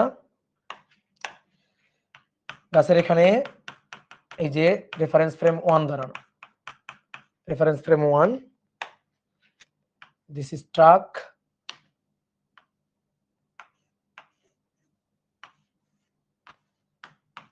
ট্রাক, ট্রাক ড্রাইভার যে স্টিয়ারিং নিয়ে বসে আছে, আর এর উপর এখানে একটা ব্লক আছে, এখানে একটা ব্লক আছে, আর আরেকজন পর্যবেক্ষক সেইখানে দাঁড়ানো, সে সিট বেল্ট দিয়ে বাঁধা ট্রাকের সাথে, ঠিক আছে। এইবার আসো, এই এই হচ্ছে অবস্থা। এখন এটার কিছুক্ষণ পরে, কিছুক্ষণ পরের ঘটনা, এটা হচ্ছে সকাল 7টার ঘটনা, 7টা AM, 7:02, তখনকার ঘটনা এটা। এইবার কি হয়েছে শোনো, এবার ড্রাইভার 7টার সময় এই ঘটনা, সেই সময় গাড়িটা স্টার্ট দিছে, গাড়ি স্টার্ট দিয়ে চলতে শুরু করছে। তাহলে গাড়ি আগে স্থির ছিল, স্থির ছিল, এখানে V0 ছিল, এইবার গাড়ির বেগটা বাড়তেছে, গাড়ির বেগ আছে এবং বেগটা বাড়তেছে, তাহলে গাড়ি এবার টান দিছে, ঠিক আছে, গাড়ি এবার টান দিছে, গাড়ির এই যে বেগটা, ধরো গাড়ির বেগটা হচ্ছে ভি, এটা 0 থেকে আস্তে আস্তে বাড়তেছে, ধরো 0 থেকে বাড়তেছে, 0 থেকে বেশি, তাহলে এবার ভি এটা নট ইকুয়াল টু 0, তাহলে 0 ছিল, গাড়ির বেগ হয়েছে, তার মানে গাড়ির ত্বরণ হয়েছে, গাড়িতে কিন্তু এবার ত্বরণ হয়েছে, গাড়িতে এবার ত্বরণ হয়েছে, ত্বরণ হয়েছে, ত্বরণ হয়েছে, গাড়ির বেগটা ধরো ভি, এটা 0 থেকে বাড়তেছে, ঠিক আছে, বাড়তেছে, আস্তে আস্তে ভি এর মানটা 0 থেকে বাড়তেছে, 0 থেকে বাড়তেছে, ঠিক আছে, তাহলে ত্বরণ হয়েছে বা ত্বরণ হচ্ছে আর কি। তাহলে গাড়ির এবার ত্বরণ আছে, বেগ বৃদ্ধি হচ্ছে, স্টিয়ারিং স্টিয়ারিং ধরে বসেছিল, এক্সেলারেটর চাপ দিয়ে গাড়ি টান দিছে, ছাই করে গাড়ি টান দিছে।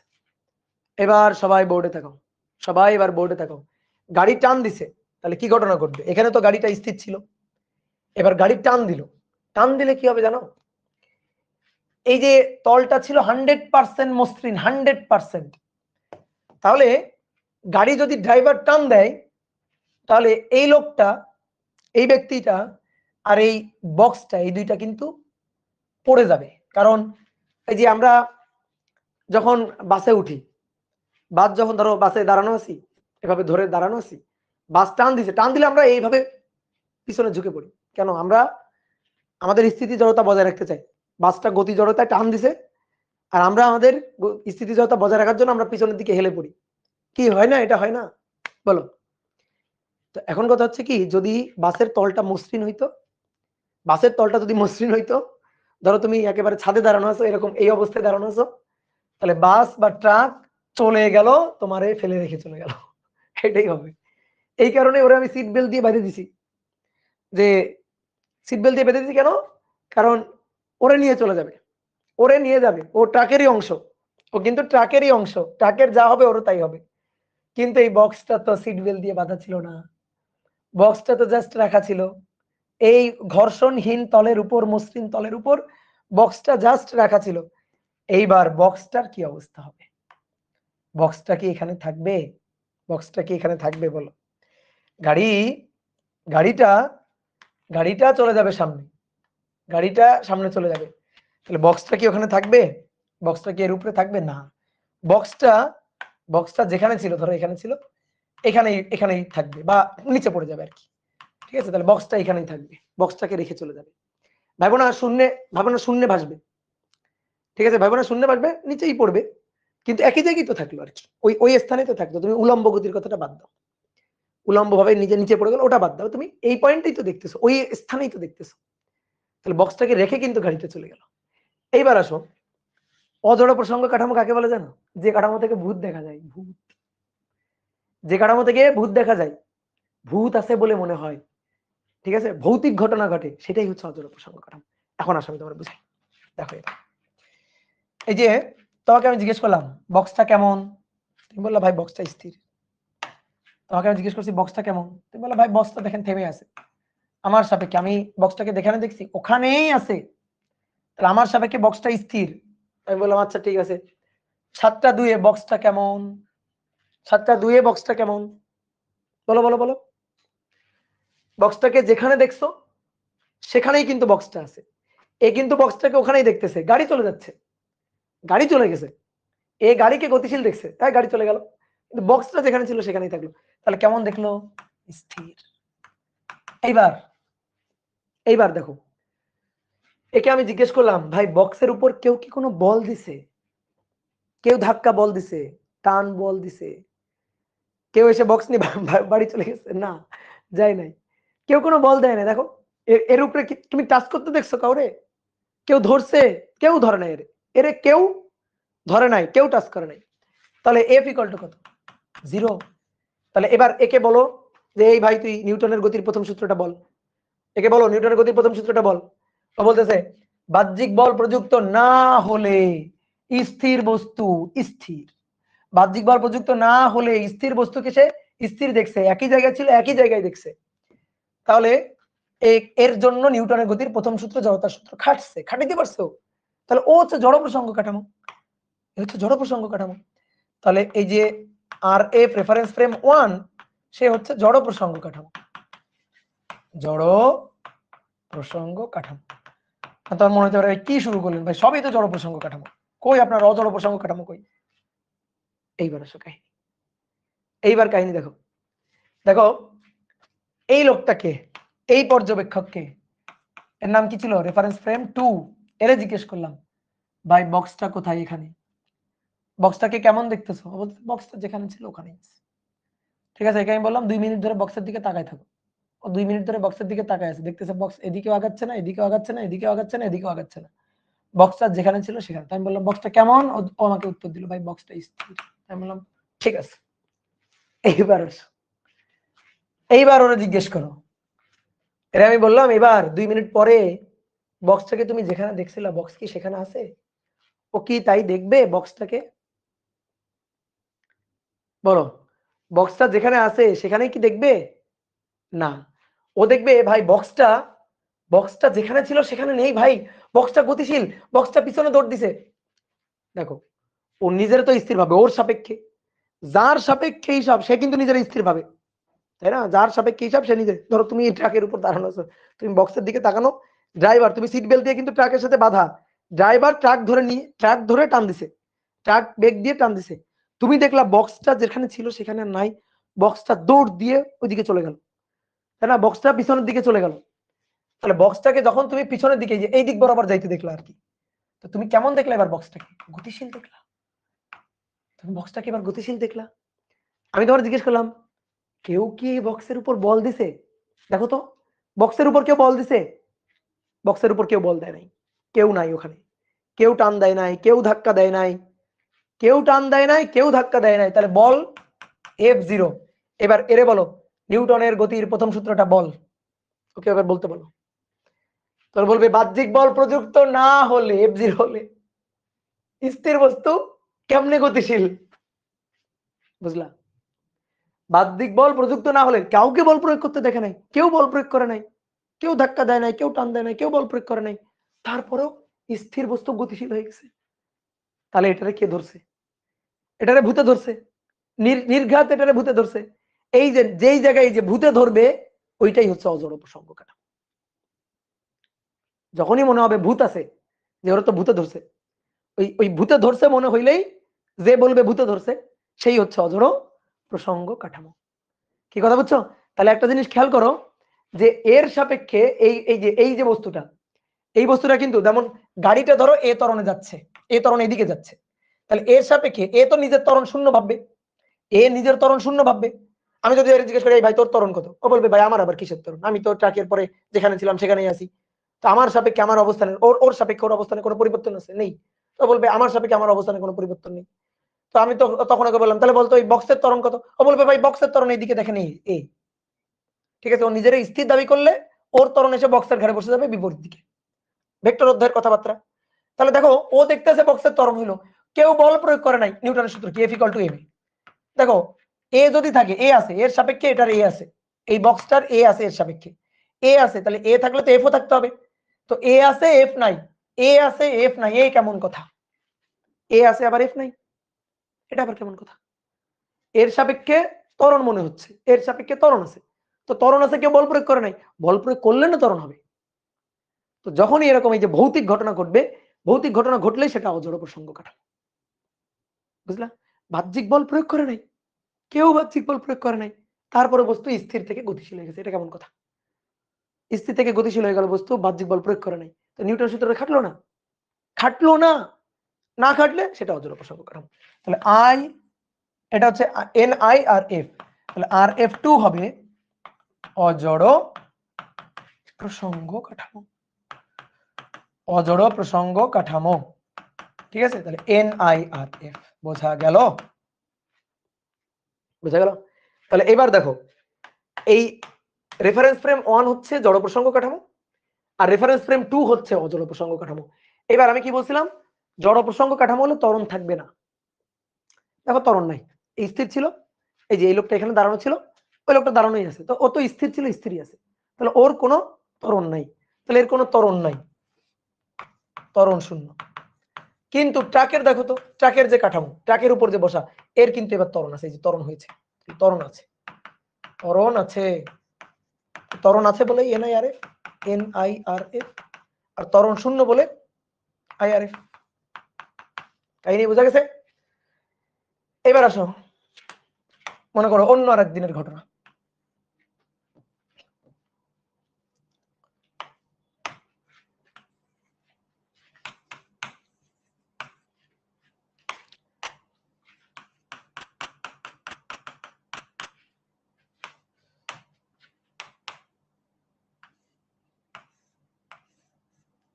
এইটা হচ্ছে ট্রাক।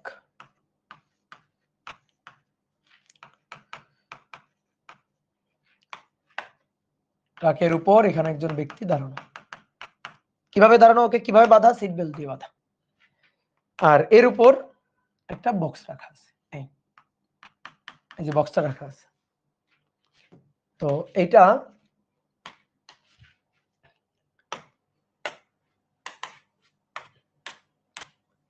এটা 7টার ঘটনা, সকাল 7টার ঘটনা। এইবার আসো, এবার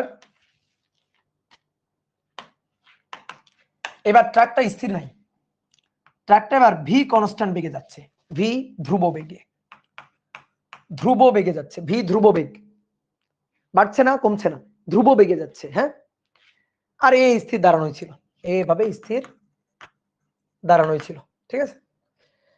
তো এবার আসো, এটা ধ্রুব বেগ নিয়ে যাচ্ছে, ট্রাকটা ধ্রুব বেগ নিয়ে যাচ্ছে। তাহলে ট্রাক যদি ধ্রুব বেগ নিয়ে যায়, ট্রাকের উপর দাঁড়ানো এই পর্যবেক্ষক কিন্তু ধ্রুব বেগ নিয়ে যাচ্ছে। অর্থাৎ এ যখনই দেখছে তখন কিন্তু এটা স্থির ছিল না, গতিশীল ছিল। অনেকে বলতে ভাই গতিশীল আছে তাহলে তো এটা পড়ে যাওয়ার কথা না। গতিশীল আছে, এটা পড়ে যাওয়ার কথা না। কেন গতিশীল আছে তাও এটা পড়ে যাওয়ার কথা না কেন? যখনই দেখছে তখন এটা গতিশীল ছিল, অর্থাৎ এই গতি জড়তায় আছে, স্থিতি জড়তা আগে ছিল না। ট্রাকটা মনে করো আসছে, কোথাও থেকে আসছে, তুমি এই যে তাকায় আছো, দেখলা রাস্তা থেকে ট্রাকটা যাচ্ছে, ওই যে যাচ্ছে, তুমি গতিশীল দেখছো। তুমি ট্রাক্টরে, এই যে তুমি ট্রাক্টরে স্থির দেখো নাই, তুমি এটারে যখনই দেখছো তখনই সে গতিশীল ছিল। কত বেগে গতিশীল? ভি বেগে গতিশীল। তাহলে 7টার সময় দেখছো ভি বেগে গতিশীল। তাহলে তুমি যদি ট্রাকটাকে গতিশীল দেখো ভি বেগে, তাহলে ড্রাইভারও ভি বেগে গতিশীল, ট্রাকের উপর বসা এই বস্তুটাও ভি বেগে গতিশীল, ট্রাকের উপর থাকা এই ব্লকটাও ভি বেগে গতিশীল। আর 7টা 2 এর ঘটনা হচ্ছে এটা, 7টা 2 এর ঘটনা হচ্ছে এটা। তখন ওই যে মানে ট্রাকটাকে তুমি ভি বেগে গতিশীল দেখতেছো। তাহলে ট্রাক ভি বেগে গতিশীল, ট্রাক ড্রাইভারও ভি বেগে গতিশীল, এই লোকটাও ভি বেগে গতিশীল, ব্লকটাও ওই একই ভি বেগ নিয়ে গতিশীল, গতি জড়তায় আছে। তাহলে এবার আমি তোমাকে জিজ্ঞেস করলাম, ভাই তুমি ব্লকটাকে কেমন দেখছো? তুমি বলবা যে ভাই আমি ব্লকটাকে, তুমি এ কিন্তু ব্লকটাকে গতিশীল দেখছে, কত বেগে? ভি বেগে, ভি বেগে। তাহলে বলবে যে ভি বেগে গতিশীল দেখছি। আমি বললাম 2 মিনিট পরেও কেমন দেখছো? 2 মিনিট পরেও কেমন দেখছো? ও বলবে 2 মিনিট পরে ওই ভি বেগেই গতিশীল দেখছি। ঠিক আছে, ভি বেগে গতিশীলই দেখছি। এবার আমি ওকে জিজ্ঞেস করলাম, এর উপর কি কেউ কোনো বল দিছে? ধাক্কা বল, টান বল? না। তাহলে এফ কত? এফ 0। তোকে আমি বললাম নিউটনের গতির প্রথম সূত্র পড়ো। ও তখন নিউটনের গতির প্রথম সূত্র পড়লো, বাহ্যিক বল প্রযুক্ত না হলে স্থির বস্তু চিরকাল স্থির। ওকে আমি বললাম সামনে আগাও, নিউটনের গতির প্রথম সূত্র আরেকটু সামনে আগাও। তখন বললো বাহ্যিক বল প্রযুক্ত না হলে স্থির বস্তু স্থির, গতিশীল বস্তু গতিশীল, সমবেগ নিয়ে গতিশীল, ভি বেগ নিয়ে গতিশীল। তো এই ব্লকটাকে ভি বেগে গতিশীল দেখছিল টি0তে বা সন্ধ্যা 7টা, সকাল 7টার সময় ভি বেগ নিয়ে গতিশীল। 7টা বেজে 2 মিনিট পরে অর্থাৎ টি সময় পরে তখনও কিন্তু ভি বেগে গতিশীল দেখতেছে। তাহলে গতিশীল বস্তু গতিশীল, বাহ্যিক কোনো বল প্রয়োগ হয় নাই। তো আমি বললাম নিউটনের সূত্র খাটছে না খাটে নাই? উত্তর হচ্ছে খাটছে। তাহলে এ হচ্ছে আর F1, তাহলে রেফারেন্স ফ্রেম 1, এ হচ্ছে জড় প্রসঙ্গ কাঠামো, তাহলে হচ্ছে IRF। এবার আসো, একে জিজ্ঞেস করলাম, এ কি উত্তর দিচ্ছে শোনো। একে বললাম বল ব্লকের বেগ কত? ও বললো ভাই দেখেন আমি এখানে দাঁড়ানো, ট্রাকের উপর এই ব্লকটা এখানে আছে, দেখেন আমার সাপেক্ষে ব্লকের কিন্তু কোনো পরিবর্তন হচ্ছে না, আমার সাপেক্ষে ব্লকটা যেখানে আছে ওখানেই আছে, তাহলে স্থির আছে। আমি বললাম 2 মিনিট পরে বলো, 2 মিনিট পরে মন্তব্য করো। 2 মিনিট পরে বলে ভাই যেখানে ছিল দেখেন ওখানেই আছে, তার মানে স্থির। এবার আমি ওকে জিজ্ঞেস করলাম কেউ কোনো বল দিছে? উত্তর হচ্ছে না। ভাই কেউ কোনো বল দেয় নাই, তাহলে F = 0। কেউ কোনো বল দেয় নাই, তাহলে F = 0। তাহলে বাহ্যিক বল প্রযুক্ত না হলে স্থির বস্তুকে স্থির দেখছে। তাহলে RF2 এটাও জড় প্রসঙ্গ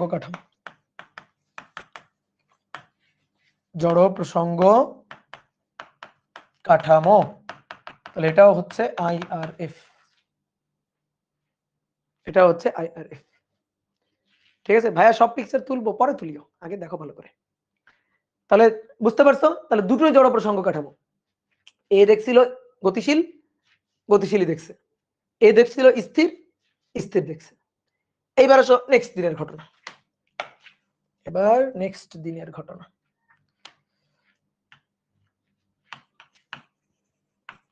ভাই খালি চিত্র আঁকাতেছেন, আঁকো, কি আর করবা, যত চিত্র আঁকবা তত ফিল করতে পারবা, তত ভালো বুঝবা। চিত্র না আঁকলেও হবে, পরে আঁকলেও হবে, আগে বুঝো ভালো করে। এই যে ট্রাকটা, ট্রাকটা ভি বেগ নিয়ে যাচ্ছিল, হ্যাঁ ভি বেগ নিয়ে ট্রাকটা গতিশীল ছিল, ট্রাকটা ভি বেগ নিয়ে গতিশীল ছিল। এই যে ব্লকটা এখানে রাখা,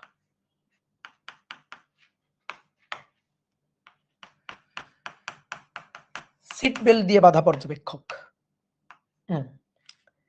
ঠিক আছে, এবার এটা কয়টার সময় ঘটনা? 7টার সময় ঘটনা, সকাল 7টা। এখান থেকে না ব্রেক দেওয়া শুরু হয়েছে। এবার এই ড্রাইভার এবার ব্রেক দিচ্ছে, ব্রেক দিচ্ছে, ব্রেক দিচ্ছে মানে কি, মন্দন, মন্দন হচ্ছে। তাহলে আস্তে আস্তে বেগ কমছে, বেগ ভি, এই ভিটা কমছে, ভি আস্তে আস্তে কমছে। আগে স্থির ছিল, স্থির ছিল, এক্সেলারেটর চাপ দিয়ে বেগ বাড়াইছে। এবার গতিশীল ছিল, ব্রেক দিয়ে বেগ কমাচ্ছে, মন্দন হচ্ছে, ত্বরণ মন্দন হচ্ছে আর কি, সহজ কথা। তাহলে আসো এবার আমি জিজ্ঞেস করি, এটা হচ্ছে RF1, এটা আমাদের RF2। আসো জিজ্ঞেস করি যে ভাই বলো তো ভাই কেমন দেখছো, বলো কেমন দেখছে? ট্রাক গতিশীল ভি বেগে, লোকটা গতিশীল ভি বেগে, ড্রাইভার গতিশীল ভি বেগে, তো দেখতেছে যে ভি বেগে চলে যাচ্ছে, ভি বেগে গতিশীল। তাহলে এ যদি এই বক্সটাকে দেখে, ও দেখছে ভি বেগে গতিশীল, তাহলে গতিশীল দেখছে না, দেখছে তো। এইবার এইবার আসো, ট্রাকটাকে বেগ দিয়ে, সরি ব্রেক দিয়ে থামানো হচ্ছে, ব্রেক দিয়ে থামানো হচ্ছে। তলটা মসৃণ তল, তলটা মসৃণ তল, তলে কোনো ফ্রিকশন নাই। তাহলে এবার কি হবে বলতো? ব্রেক দিয়ে যদি থামানো হয়, আস্তে আস্তে আস্তে আস্তে ধরো ব্রেক দিয়ে থামানো হচ্ছে, তাহলে এ কি হবে? এর কিছু হবে না, কারণ ও তো সিট বেল্ট দিয়ে বাঁধা। ট্রাকের যা হবে ওর তাই, ট্রাক থামানো মানে ওরই থামান। কিন্তু এর তো সিট বেল্ট দিয়ে বাঁধা নাই, এ তো গতি জড়তায় ছিল, এ তো ভি বেগে ছিল, এ তো আগে ভি বেগে ছিল, এই যে এখানে তো ভি বেগে ছিল, এ তো দেখছে ভি বেগে গতিশীল, এটাকে কি ভি বেগে গতিশীল দেখছে। তাহলে এখনো এটাকে ওই ভি বেগে গতিশীলই দেখবে, গতিশীলই দেখবে, এটাকে ভি বেগে চলতেই দেখবে। কি বুঝলা কিনা? একে আমি জিজ্ঞেস করলাম ভাই বল 2 মিনিট পর, 7টা বেজে 2 মিনিট, বল কি হবে? ও তখন গতিশীল দেখবে, ভাই যে বেগে গতিশীল ছিল ওই বেগে গতিশীল, কেউ থামাই নাই, কেউ কোনো বল টল দেয় নাই, এফ কত 0। তাহলে বাহ্যিক বল প্রযুক্ত হয় নাই, F0, গতিশীল বস্তুর সমবেগে গতিশীল আছে, এর কেউ থামাই না, ও ভি বেগ নিয়ে যাচ্ছে। আর তুই বলতে ভাই ভি বেগ নিয়ে যাবে যাবে যাবে, একটু পরে তো এর চাপা দিবে, সে এর ধাক্কা দিক, এর চাপা দিক দিক, কিন্তু ও তো গতিশীল দেখতেছে। তাহলে ভি বেগে গতিশীল ছিল, ভি বেগে গতিশীলই আছে। তাহলে রেফারেন্স ফ্রেম 1 এই হচ্ছে জড় প্রসঙ্গ কাঠামো, জড় প্রসঙ্গ কাঠামো, জড় প্রসঙ্গ কাঠামো, বোঝা গেছে? এইবার এইবার আসো এটা জিজ্ঞেস করি, ভাই বল কেমন দেখছিস? ও বলবে ভাই দেখেন ভি বেগে যাচ্ছিলাম, ভি বেগে যাচ্ছিলাম। তাহলে ও তো ওর ভি বেগটা আর বুঝবে না, ও বলবে দেখেন ভাই বক্সটা যেখানে ছিল ওখানেই আছে। ঠিক আছে, দেখেন আমি ট্রাকের এই প্রান্তে, বক্স হচ্ছে এই প্রান্তে, বক্সটাকে তো আমি ওখানে দেখেই আসতেছি, তাহলে বক্সটা স্থিরই আছে আর কি। আমি বললাম আচ্ছা ভালো কথা। এইবার ব্রেক দিয়ে দিয়ে দিয়ে দিয়ে থামানো হচ্ছে। এইবার এরে আমি বললাম ভাই বল এবার কেমন দেখতেছিস? ও এবার খুব আতঙ্কিত, ও এবার কিন্তু আতঙ্কিত। ঠিক আছে, বলো কেন আতঙ্কিত? ব্রেক দেওয়া হয়েছে, ব্রেক দেওয়া হয়েছে, ব্রেক দিয়ে ট্রাক থামাই দেওয়া হচ্ছে, ট্রাক থেমে যাচ্ছে, ড্রাইভার থেমে যাচ্ছে, এ সিট বেল্ট দিয়ে বাঁধা, এ সিট বেল্ট দিয়ে বাঁধা বিদায় ও কিন্তু থেমে যাচ্ছে। কিন্তু এই বক্সটা তো সিট বেল্ট দিয়ে বাঁধা না, বক্সটা তো ভি বেগ দিয়ে চলতে থাকবে, ভি বেগ দিয়ে ভি বেগ দিয়ে চলতে থাকবে। এ দেখবে কি কিরে, এর উপর কেউ ধাক্কা দেয় নাই, কেউ বল দেয় নাই, কেউ টান দেয় নাই, কেউ কিচ্ছু করে নাই, এটা এই আমার দিকে আসতেছে কেন, এটা এইদিকে আসতেছে কেন? এসে একটু পরে কি করবে, ওরে ধরে এরকম একটা চাপা দিবে, কি তাই না? বলো, ও আতঙ্কিত হয়ে গেছে না যে কি ব্যাপার, আমি দেখলাম স্থির, হঠাৎ করে এটা দেখতেছি হঠাৎ করে গতিশীল হয়ে এদিকে আসতেছে, আস্তে আস্তে আগে আসতেছে, হঠাৎ করে গতিশীল হয়ে গেছে, স্থির গতিশীল হয়ে গেছে। তাই আমি বললাম গতিশীল হয়েছে তার মানে কেউ হয়তো বল টল প্রয়োগ করছে। আমি বললাম যে গতিশীল হয়েছে তার মানে কেউ হয়তো বল টল প্রয়োগ করছে। ধরো ও তোমার গল্প দিচ্ছে এসা, ওই যে অনেক সময় বন্ধুরা ভূতের গল্প দেয় না, তো এরকম মনে করো যে গল্প দিচ্ছে যে বন্ধু আমি একদিন ট্রাকের উপর দাঁড়ায়া যাইতেছি, মনে করো ঢাকা থেকে রাজশাহী যাইতেছি, আমি ট্রাকের উপর দাঁড়ানো আছি, হঠাৎ করে এই ট্রাকের একেবারে শেষ প্রান্তে ওখানে একটা বক্স রাখা ছিল, ওই বক্সটাকে কেউ ধরে নাই, কেউ টানে নাই, কেউ বল প্রয়োগ করে নাই, ওই বক্সটা আস্তে আস্তে আস্তে আস্তে আমার দিকে আসতেছে, এসে আমার একটু পরে চাপা দিবে মনে হইতেছে। তুমি এরকম গল্প দিতেছ, তাহলে এর কেউ ধরে নাই, কেউ বল প্রয়োগ করে নাই, এফ বাহ্যিক বল শূন্য। বাহ্যিক বল শূন্য হইলে স্থির তো স্থির থাকার কথা, কিন্তু স্থির গতিশীল হয়ে গেছে, এ কেমন কথা? বাহ্যিক বল প্রযুক্ত হয় না, স্থির গতিশীল হয়ে গেছে মানে ত্বরণ হয়ে গেছে। বুঝতে পারছো? তাহলে এটা আবার কেমন কথা? তার মানে কি ভৌতিক কথা? তার মানে অবশ্যই এটা ভূতে ধরছে। এটারে কে ধরছে? ভূতে ধরছে, ভূতে ঠেলছে, তাই না? তাহলে এই যে ভূতে ঠেলা হইলেই মনে হবে তখন অজড় প্রসঙ্গ কাঠামো, যে কাঠামোতে ভূত আছে। ঠিক আছে, তাহলে এটা হচ্ছে অজড় প্রসঙ্গ কাঠামো।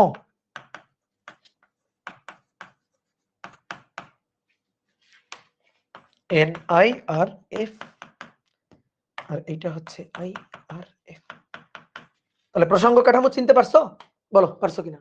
এবার দেখো কি বলছিলাম, এ যেভাবে দাঁড়ানো আছে, যেভাবে স্থির দাঁড়ানো আছে, স্থির দাঁড়ানো আছে, স্থির স্থিরই আছে, তাহলে এ স্থির স্থির ছিল, ত্বরণ শূন্য আর কি। তো ত্বরণ শূন্য বলেই তো IRF, ত্বরণ শূন্য বলে। কিন্তু দেখো এর এ মানে ট্রাক আর কি, ট্রাক। তো কি হচ্ছে, ভি কমতেছে, তাহলে ভি আস্তে আস্তে আস্তে আস্তে কমতেছে, ব্রেক দিচ্ছে, মন্দন হচ্ছে, তো মন্দন ত্বরণ, মন্দন হচ্ছে, তাহলে মন্দন হচ্ছে বিদায়, এটা NIRF। তাহলে এখানে যে কথাগুলো লিখছিলাম দেখো, এই যে কথাগুলো লিখছিলাম কথা সত্যি কিনা? যে কাঠামোতে নিউটনের গতিসূত্র খাটে তাকে জড় প্রসঙ্গ কাঠামো বলে। ত্বরণ থাকবে না, তাহলে স্থির থাকবে, নয়তো সমবেগে ধ্রুব বেগে গতিশীল থাকবে। আর যে কাঠামোতে নিউটনের সূত্র খাটানো যায় না, চায় না, যে কাঠামোতে মনে হয় ভূত আছে, যে কাঠামোতে ভূত আছে, দেখো যে কাঠামোতে ভূত আছে মনে হয়,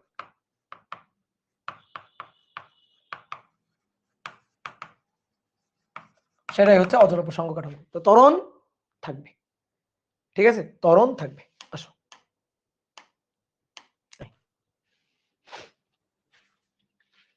বুঝতে পারছি?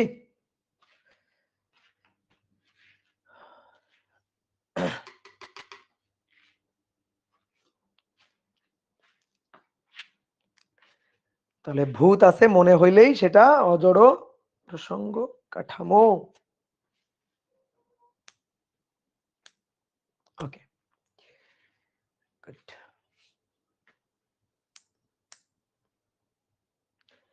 এইবার আসো গ্যালিলিও রূপান্তর। গ্যালিলিও রূপান্তর হচ্ছে সনাতনী পদার্থবিদ্যার কথা। গ্যালিলিও রূপান্তর সনাতনী পদার্থবিদ্যার কথা। গ্যালিলিও রূপান্তর,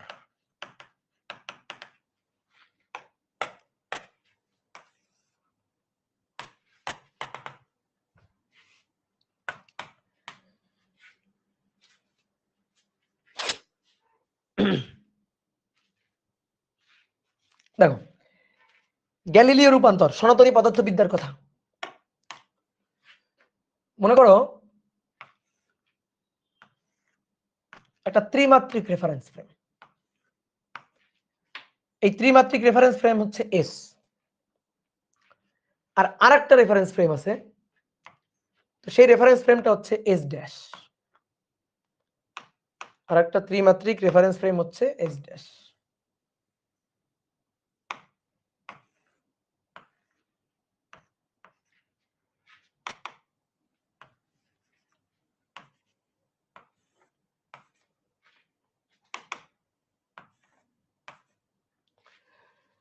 এটা এক্স অক্ষ, ওয়াই অক্ষ, জেড অক্ষ, এটাকে আমরা বললাম এস ড্যাশ। এই কাঠামোর সাপেক্ষে এই রেফারেন্স ফ্রেমটা, এই প্রসঙ্গ কাঠামোটা ভি বেগে গতিশীল, ভি ধ্রুব বেগে গতিশীল। তাহলে এবার তুমি বলো এই দুইটা প্রসঙ্গ কাঠামো কেমন প্রসঙ্গ কাঠামো? বলো বলো বলো বলো বলো। এই দুইটা প্রসঙ্গ কাঠামো কেমন? প্রসঙ্গ কাঠামো ধ্রুব ভি বেগে গতিশীল জড় প্রসঙ্গ কাঠামো, ঠিক আছে? আইআরএফ জড় প্রসঙ্গ কাঠামো। তাহলে এই কাঠামোর সাপেক্ষে এই কাঠামোটা ধ্রুব ভি বেগ নিয়ে গতিশীল। এখন মনে করো কোন একটা বিন্দুর স্থানাঙ্ক, ধরো এই একটা বিন্দু, এই একটা বিন্দু, এই কাঠামো থেকে একজন আর এই কাঠামো থেকে একজন পর্যবেক্ষণ করতেছে।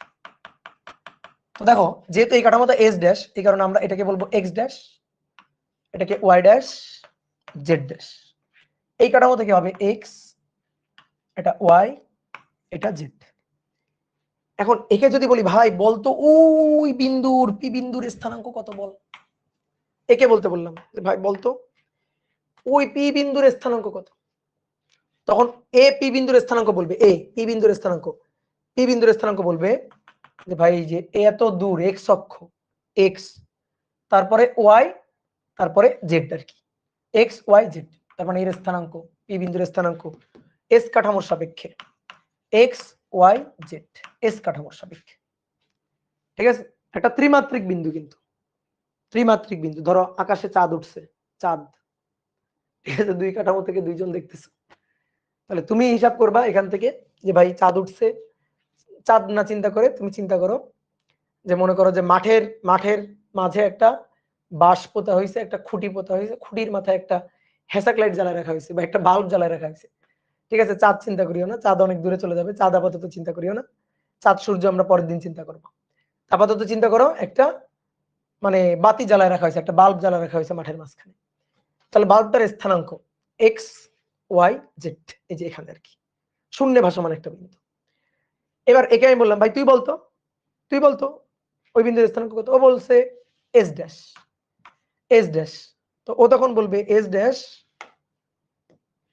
এস ড্যাশ সেটা হচ্ছে x dash y dash z dash. কারণ ও তো এই কাঠামো থেকে হিসাব করবে, দুইটা দুইটা কাঠামো। এবার আসো তো এদের এই এক্স ড্যাশ ওয়াই ড্যাশ এবং জেড ড্যাশের মধ্যে সম্পর্কটা আমরা দেখি তো। আসো এই যখন ওই বিন্দুর এক্স স্থানাঙ্ক পরিমাপ করবে, দেখো ভালো করে দেখো, মূল বিন্দু থেকে এটা হচ্ছে 0 0 0 0 0 0, এখান থেকে এই যে এক্স অক্ষ বরাবর যাচ্ছে যাচ্ছে যাচ্ছে যাচ্ছে যাচ্ছে এই পর্যন্ত, এই কাঠামো থেকে এই পর্যন্ত এক্স, তারপরে ওয়াই, তাহলে এইটুকু হচ্ছে এক্স, এই যে এখান থেকে এই পর্যন্ত এইটুকু, এখান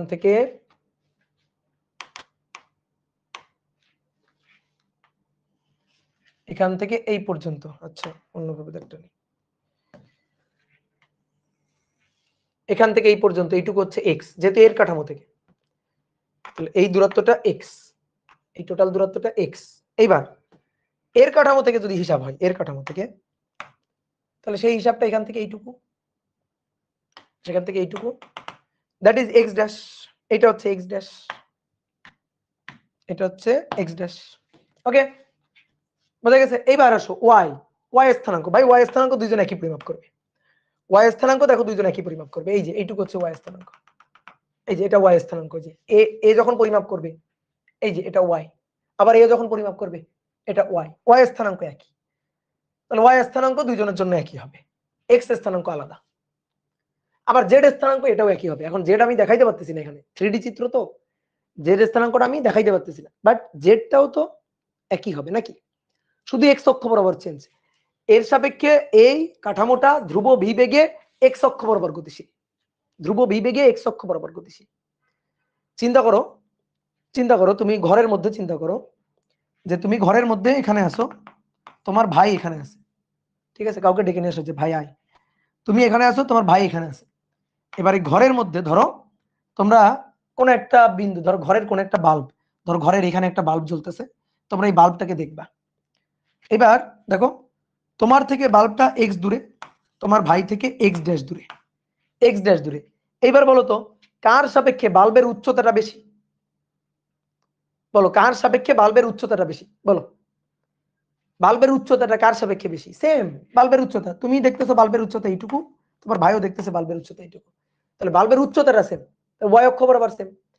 ঠিক আছে, শুধু সামনে পিছনে দাঁড়ানো আছে, সামনে পিছনে, তুমি পিছনে, সামনে ভাই আছে, ঠিক আছে, তারও সামনে বাল্বটা জ্বলতেছে। এবার বাল্বটা ধরো এই দিক বরাবর, উচ্চতা তো সেম। এবার এই দিক বরাবর ডান হাত বরাবর বাল্বটা কত দূরে, ডান হাত বরাবর বাল্বটা কত দূরে, দেখো তোমার ডান হাত বরাবর যত দূরে বাল্বটা, তোমার ভাইয়েরও ডান হাত বরাবর ঠিক ততটুকু দূরে, মানে জেড অক্ষ একই। তাহলে জেড অক্ষ একই, জেড অক্ষ একই, উচ্চতা হাইট ওয়াই অক্ষ একই, শুধু তোমার থেকে বেশি দূরে বাল্বটা, তোমার ভাই থেকে কম দূরে। তাহলে শুধু আলাদা কি, শুধু আলাদা এক্স, শুধু আলাদা এক্স। এইবার দেখো একটা সময় ধরো তোমার ভাই তোমার এখানে দাঁড়ানো ছিল, এবার তোমার সাপেক্ষে তোমার ভাই যাচ্ছে ভি বেগ নিয়ে, ধরো টি সময় পর্যন্ত গেছে, তাহলে এখান থেকে এই পর্যন্ত গেছে ধরো টি সময়, তাহলে ভাই টি সময়ে ধ্রুব ভি বেগ নিয়ে গেল, তাহলে বলো তো এই অতিক্রান্ত দূরত্বটা কতটুকু, এই কাঠামো থেকে এই কাঠামোর এই যে দূরত্বটা, এটা কতটুকু, এস ইকুয়াল টু ভিটি, ভিটি। তাহলে এই দূরত্বটা হচ্ছে ভিটি দূরত্ব, বুঝতে পারছো, এই দূরত্বটা কি, ভিটি দূরত্ব। তুমি এই কাঠামো থেকে সময়টাকে, তোমার হাতে একটা ঘড়ি আছে, এই যে হাতে ঘড়ি, তোমার ঘড়িতে সময় ওঠে টি, তোমার ভাইয়ের হাতে একটা ঘড়ি আছে, ঘড়িতে সময় ওঠে টি ড্যাশ। বলো কার ঘড়িতে বেশি সময়, কার ঘড়িতে বেশি সময়, সেম সময়, তাই না? তাহলে ঘড়িতে সময় একই, তাহলে টি ড্যাশ এবং টি কিন্তু একই। তাহলে আমি এখন এই কাঠামো থেকে পরিমাপ করা এক্স ওয়াই জেড এবং ঘড়িতে সময় টি এর সাথে এই কাঠামো থেকে পরিমাপ করা x dash y dash z dash এবং টি ড্যাশের সম্পর্কটা চাই। সম্পর্ক ভাই খুবই সুন্দর সম্পর্ক। এক্স ইকুয়াল টু দেখো এক্স ইকুয়াল টু এই কাঠামো থেকে যা যা হিসাব করবে এক্স ওয়াই জেড এবং টি, এই কাঠামো থেকে যা হিসাব করা হবে x dash y dash z dash এবং টি ড্যাশ। ঠিক আছে, তাহলে তুমি এবার দেখে বলো না, এক্স পুরোটা, এই এক্স সমান সমান এক্স ড্যাশ, এক্স সমান সমান x dash plus V T dash. কেন টি ড্যাশ লিখলাম, কারণ তুমি এই কাঠামো থেকে এই এক্স কে ওর কাঠামো থেকে পরিমাপ করা জিনিসের সাহায্যে প্রকাশ করতেছো, অর্থাৎ আমি চাচ্ছি এর কাঠামো থেকে পরিমাপ করা জিনিসগুলোর সাথে ওর কাঠামো থেকে পরিমাপগুলো জিনিসগুলোর মধ্যে রিলেশন সম্পর্কটা চাইতেছি। তাহলে এক্স সমান সমান দেখো এক্স সমান সমান এক্স ড্যাশ প্লাস ভিটি অথবা ভিটি ড্যাশ, আমরা টি ড্যাশটা লিখলাম। এবার ওয়াই সমান সমান ওয়াই ড্যাশ, জেড সমান সমান জেড ড্যাশ, টি সমান সমান যেহেতু টি ড্যাশ। ভিটি কিভাবে হলো, আচ্ছা এই কাঠামো থেকে এই কাঠামো, এই কাঠামো থেকে এই কাঠামো ধ্রুব ভি বেগ নিয়ে যাচ্ছে, এই যে ধ্রুব ভি বেগ নিয়ে গতিশীল, ধ্রুব ভি বেগ নিয়ে যাইতেছে। তাহলে এই কাঠামো থেকে পরিমাপ করা, এই কাঠামো থেকে ওই কাঠামো ধ্রুব ভি বেগ নিয়ে যাইতেছে, তাহলে এই কাঠামো থেকে ওই কাঠামো কতটুকু আগাই গেল টি সময়, তাহলে টি সময় এস ইকুয়াল টু ভিটি পরিমাণ আগাই গেল। তাহলে এখান থেকে ওর দূরত্ব, এই কাঠামোর দূরত্ব, যদি এখান থেকে সময় কাউন্ট করা শুরু করি, এখান থেকে সময় কাউন্ট করা শুরু করছি, এখান থেকে এই কাঠামোটা আগে এখানে ছিল না, তোমার ভাই আগে তোমার এখানেই ছিল, তুমি আর তোমার ভাই এখানে ছিল, তুমি তোমার ভাইরে টাটা বিদায় দিয়ে দিছো যে যা ভাই দৌড় দে সামনে যা। তো তোমার ভাই সামনে যাচ্ছে, তুমি ঘড়ি ধরা শুরু করছো, কত সময় সামনে গেছে, টি সময়। তোমার ভাই ঘড়িতে দেখছে টি ড্যাশ সময়, তো টি ড্যাশ আর টি তো সেম, তাহলে তোমার ভাই তোমার থেকে কতটুকু আগালো, ভিটি পরিমাণ আগালো, ভিটি। টি না সেম থাকে, টি এখন সেম, আপাতত সেম, এখনো সেম আছে, টি এখনো চেঞ্জ হয়নি, চেঞ্জ হবে সামনে। এখন আমরা গ্যালিলিও রূপান্তরে আছি, সনাতনী পদার্থবিদ্যা আছে, আধুনিক পদার্থবিজ্ঞানে ঢুকি নাই এখন। তাহলে এবার আমি যদি বলি এক্স ড্যাশ ইকুয়াল টু কত হবে, এক্স ড্যাশ সহজ তো, x minus vt, y dash y, z dash z, t dash t. এই হচ্ছে গ্যালিলিও রূপান্তরের সূত্র। ঠিক আছে, এই হচ্ছে গ্যালিলিও রূপান্তরের সূত্র।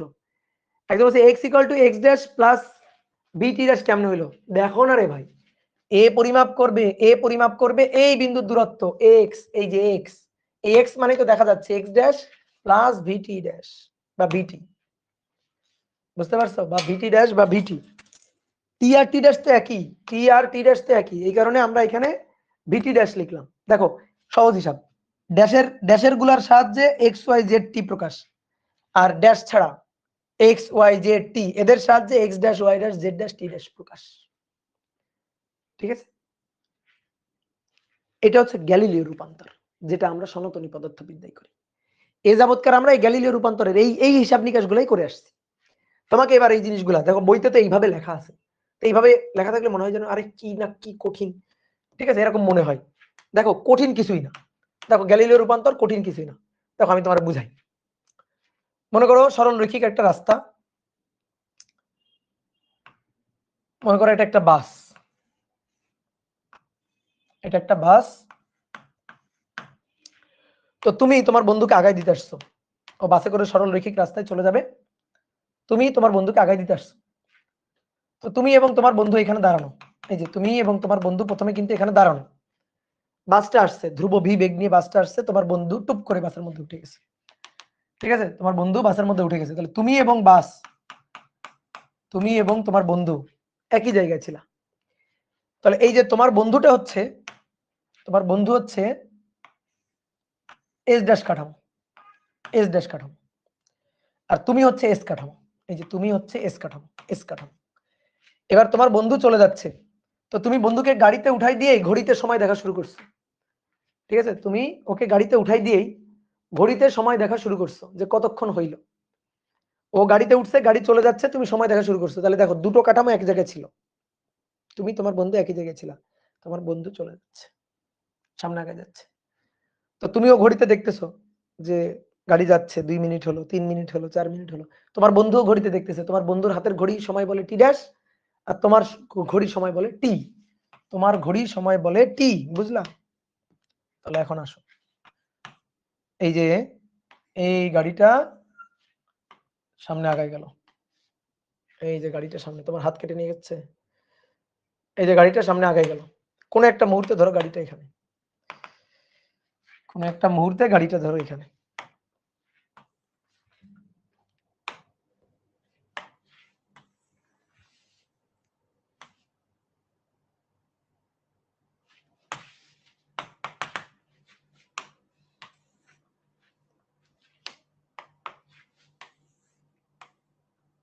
এই তাহলে তুমি হচ্ছে লাল কাঠামো, মানে গোলাপি কাঠামো আর কি।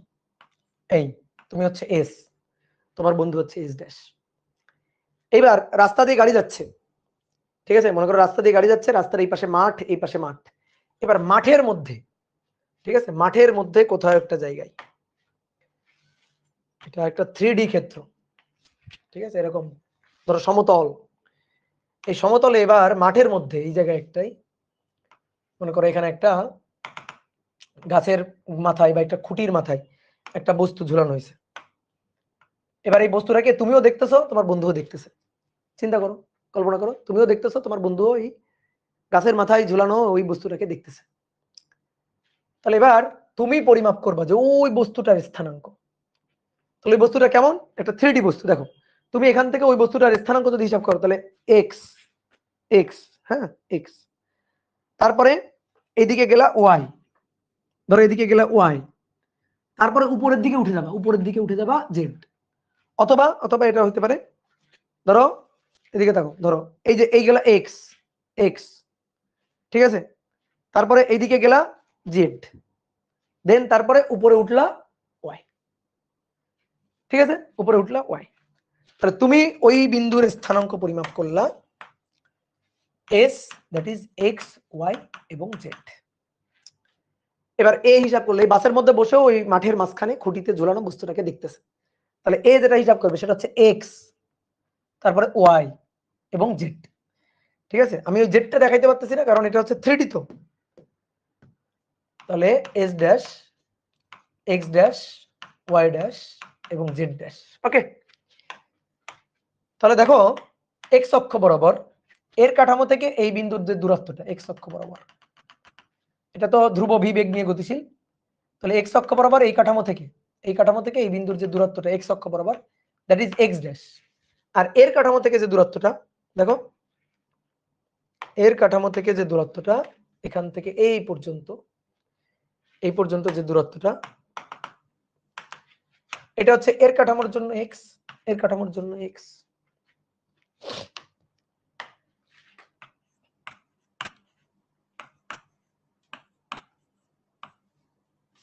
বলো বোঝা যাচ্ছে? এটা এক্স ড্যাশ, ওয়াই ড্যাশ, এটা জেড ড্যাশ। এবার বলো তোমার এখান থেকে ওই গাড়িটা কত দূর গেছে? তুমি হাতে, তোমার হাতে ঘড়িতে সময় দেখছো, তুমি তুমি ঘড়িতে সময় দেখছো টি, তোমার বন্ধু ঘড়িতে সময় দেখছে, ওর হাতের ঘড়িতে সময় টি ড্যাশ, তাহলে টি ড্যাশ। তো বলা হচ্ছে এই যে টি এবং টি ড্যাশ সময়, দুইটা সেম, টি এবং টি ড্যাশ এই সময় দুইটা সেম। গ্যালিলিও রূপান্তর সময় ধ্রুবক। গ্যালিলিও বলতেছে এও যা সময় পরিমাপ করবে এও তাই সময় পরিমাপ, এটা গ্যালিলিওর কথা আর কি। হ্যাঁ, তাহলে কত দূর আগাইলো, এই কাঠামো থেকে এই কাঠামোটা কতটুকু আগাইলো, এতটুকু আগাইলো। এস ইকুয়াল টু ভিটি, তাহলে ভিটি বা ভিটি ড্যাশ যেটাই বলো না কেন এতটুকু আগাইলো। তো এইবার দেখো ওই যে রূপান্তরের যে সূত্রগুলো আমরা লিখছিলাম, যে এই x সমান সমান x dash plus plus vt dash, দেখো আর y সমান সমান y ড্যাশ থাকবে, এর সাপেক্ষে যা উচ্চতা ওই খুঁটির এর সাপেক্ষে তো তাই উচ্চতা। তাহলে y সমান সহজ কথা, যে বরাবর যাবে সেই বরাবর স্থানাঙ্কের চেঞ্জ হবে। যেহেতু এই ভি বেগটা কোন অক্ষ বরাবর, x অক্ষ বরাবর, এই কারণে x অক্ষ বরাবরই গতি চেঞ্জ হচ্ছে, y অক্ষ বরাবর চেঞ্জ হচ্ছে না। তারপরে z equal to z dash সময় t equal to t dash, আর এখানে x ড্যাশ সমান সমান টোটালটা x মাইনাস এইটা বাদ যাবে, তাহলে x মাইনাস ভিটি, y ড্যাশ মানে y, z ড্যাশ মানে z এবং t ড্যাশ মানে t। বুঝতে পারলা? t ড্যাশ মানে t। ওকে, তুমি এবারে আমাকে একটু বলো তো, ধরো তুমি যে এই যে দাঁড়ানো আছো এখানে, তুমি এখানে দাঁড়ানো আছো, ঠিক আছে, আর তোমার বন্ধু এই যে বাসে করে ভি বেগ নিয়ে যাচ্ছে, বাসে করে ভি বেগ নিয়ে যাচ্ছে, বাসের বেগটা ভি ধ্রুব বেগ। এইবার মনে করো তোমার বন্ধু বাস থেকে মুখ বাড়ায় একটা বল যেদিকে যাচ্ছে ওই দিক বরাবর ছুড়ে দিল, ওই দিক বরাবর বলটাকে ছুড়ে দিল, তোমার বন্ধু ওই দিক বরাবর বলটাকে ছুড়ে দিল, কত বেগে ছুড়ে দিল জানো? ধরো ইউ ড্যাশ বেগে ছুড়ে দিল, কারণ এই কাঠামো থেকে যা কিছু পরিমাপ করবে সবই তো ড্যাশ, ইউ ড্যাশ বেগে ছুড়ে দিল। আমার প্রশ্ন হচ্ছে তুমি তো ওই বলের বেগটা পরিমাপ করতে চাও, তুমি ওই বলের বেগ কত পরিমাপ করবা, ইউ কত পরিমাপ করবা বলো, তুমি ওই বলের বেগটা কত পরিমাপ করবা? আচ্ছা দেখো তো, আমরা একটু ওই থিওরি অফ রিলেটিভিটির অধ্যায় থেকে বের হই, মানে বেশি চাপ নিও না, এখান থেকে বের হই একটু ওই ভেক্টর অধ্যায়ের কথা চিন্তা করো তো। মনে করো একটা গাড়ি যাইতেছে 40 মিটার পার সেকেন্ড বেগে। এবার এই গাড়ির উপর থেকে, গাড়ির ছাদে বসে থেকে কেউ একজন একটা বলকে এদিকে আবার ছুড়ে দিছে 10 মিটার পার সেকেন্ড বেগে। এ দাবি করতেছে ছুড়ে দিছে 10 মিটার পার সেকেন্ড বেগে, এর দাবি যে বলের বেগ 10 মিটার পার সেকেন্ড। এবার তুমি এখানে দাঁড়ানো, আমার প্রশ্ন, তুমি ওই বলের বেগটা কত পরিমাপ করবা? ঠিক আছে, তুমি বলের বেগটা কত পরিমাপ করবা বলো, তুমি ওই বলের বেগটা কত পরিমাপ? 50 মিটার পার সেকেন্ড। ইয়েস, কারণ দেখো প্রথমে মনে করো এ বল ধরেই নাই, মানে বল ছড়েই নাই, বলটা হাতে নিয়ে বসে আছে, তাহলে গাড়ি যাচ্ছে 40 মিটার পার সেকেন্ড বেগে, ও ছাদে বসে আছে, তাহলে ওরও বেগ কত? 40 মিটার পার সেকেন্ড। হাতে ধরে রাখা বলের বেগও কত? 40 মিটার পার সেকেন্ড। এবার বলটাকে ধরে এ দাবি করতেছে 10 মিটার পার সেকেন্ড বেগে ছুড়ে দিলাম, তাহলে এর দাবি অনুযায়ী ওই বলের বেগ কত? অলরেডি তো বলের বেগ আগে 40 ছিলই, আরো 10 মিটার পার সেকেন্ড বেগে ছুড়ে দিল। তুমি যে বেগটা পরিমাপ করবে ওই বলের বেগটা, তুমি যে বেগটা এইটা হচ্ছে ইউ ড্যাশ, এ দাবি করছে ইউ ড্যাশ, আর এটা হচ্ছে ভি, তাহলে তুমি যে বেগটা পরিমাপ করবা ইউ কত, এটা তাহলে ইউ সমান সমান, দেখো এই যে ইউ ড্যাশ প্লাস ভি, অর্থাৎ ইউ ড্যাশ মানে 10 আর ভি মানে 40, তাহলে তুমি কত পরিমাপ করবা? 50 মিটার পার সেকেন্ড। এটা তুমি বললে না? দেখো এটা বললে না? তাহলে এই যে এই ক্ষেত্র অনুযায়ী, এই যে এখানে যদি তুমি যদি ইউ পরিমাপ করো, তাহলে ইউ কত পরিমাপ করবা? ইউ ড্যাশ প্লাস ভি পরিমাপ করবে না?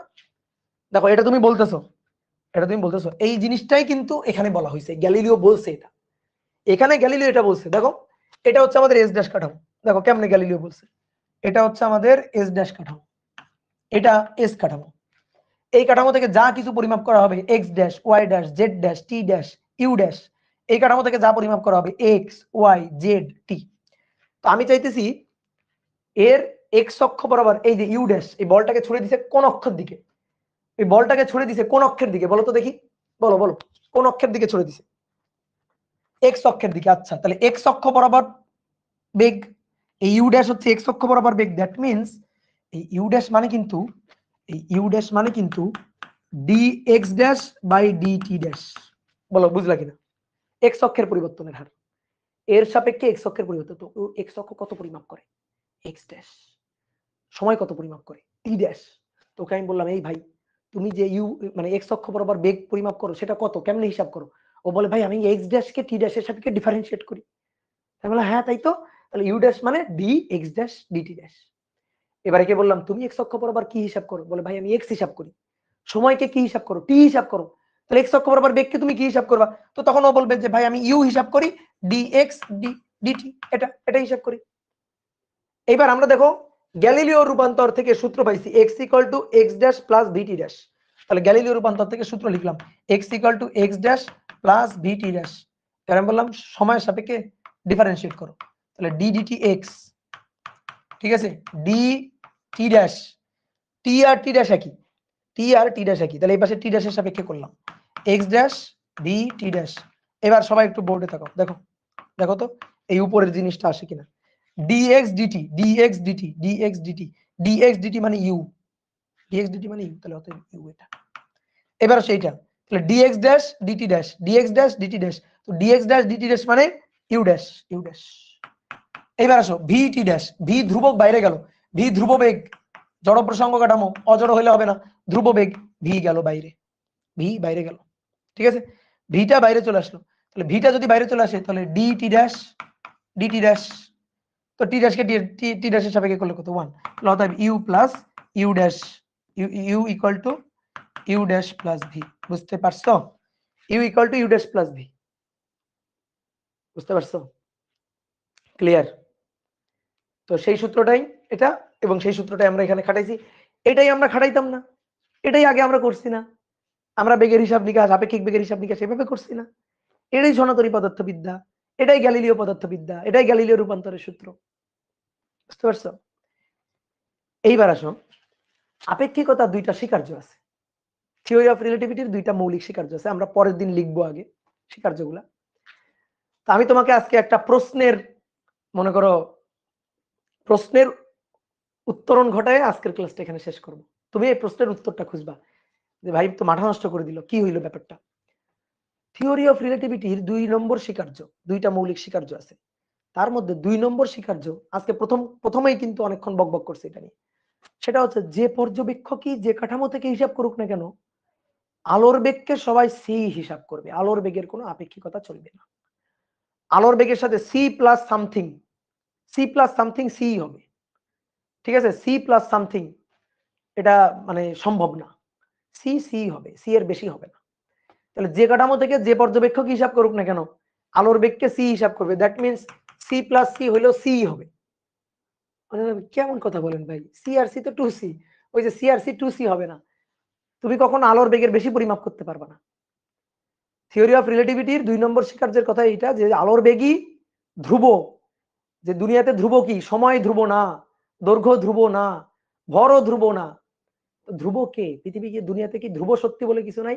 তাহলে ধ্রুব সত্যি একমাত্র আলোর বেগ, ঠিক আছে, ধ্রুব সত্যি একমাত্র আলোর বেগ হচ্ছে ধ্রুব। তাহলে সি প্লাস, কেউ যদি, তুমি যদি কোথাও লেখা দেখো সি প্লাস মনে করো 80, তাহলে মনে করো তাড়াতাড়ি মুছে ফেলবা, তাড়াতাড়ি এটা মুছে ফেলবা যে সি প্লাস 80 হয় না, সি, সি প্লাস 80 মানে সি, এটা হয় না।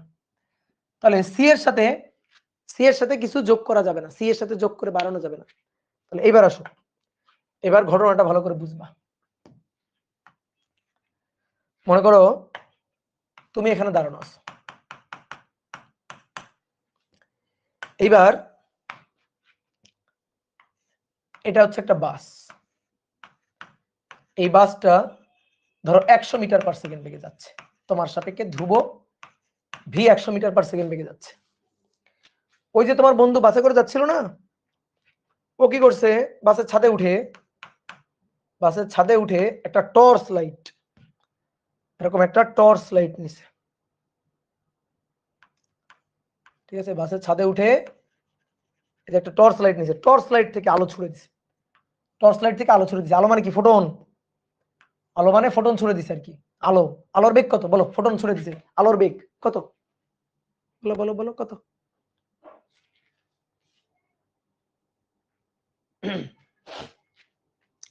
আলোর বেগটা কত, এই যে ফোটন চলে গেছে কত বেগে, আলোর বেগ সি, 3 × 10⁸ সি, ঠিক আছে, 3 × 10⁸ এই বেগে ছুড়ে দিছে, আলোর বেগ কত, আলোর বেগ হচ্ছে সি।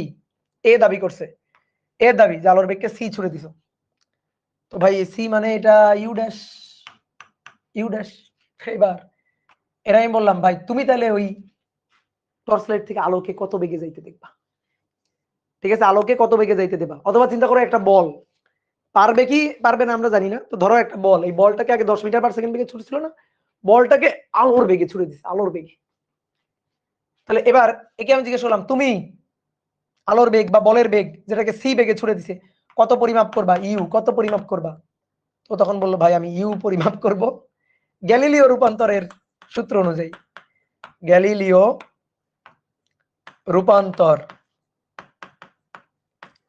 রূপান্তরের সূত্রানুযায়ী বা সনাতনী পদার্থবিদ্যার সূত্র অনুযায়ী, সনাতনী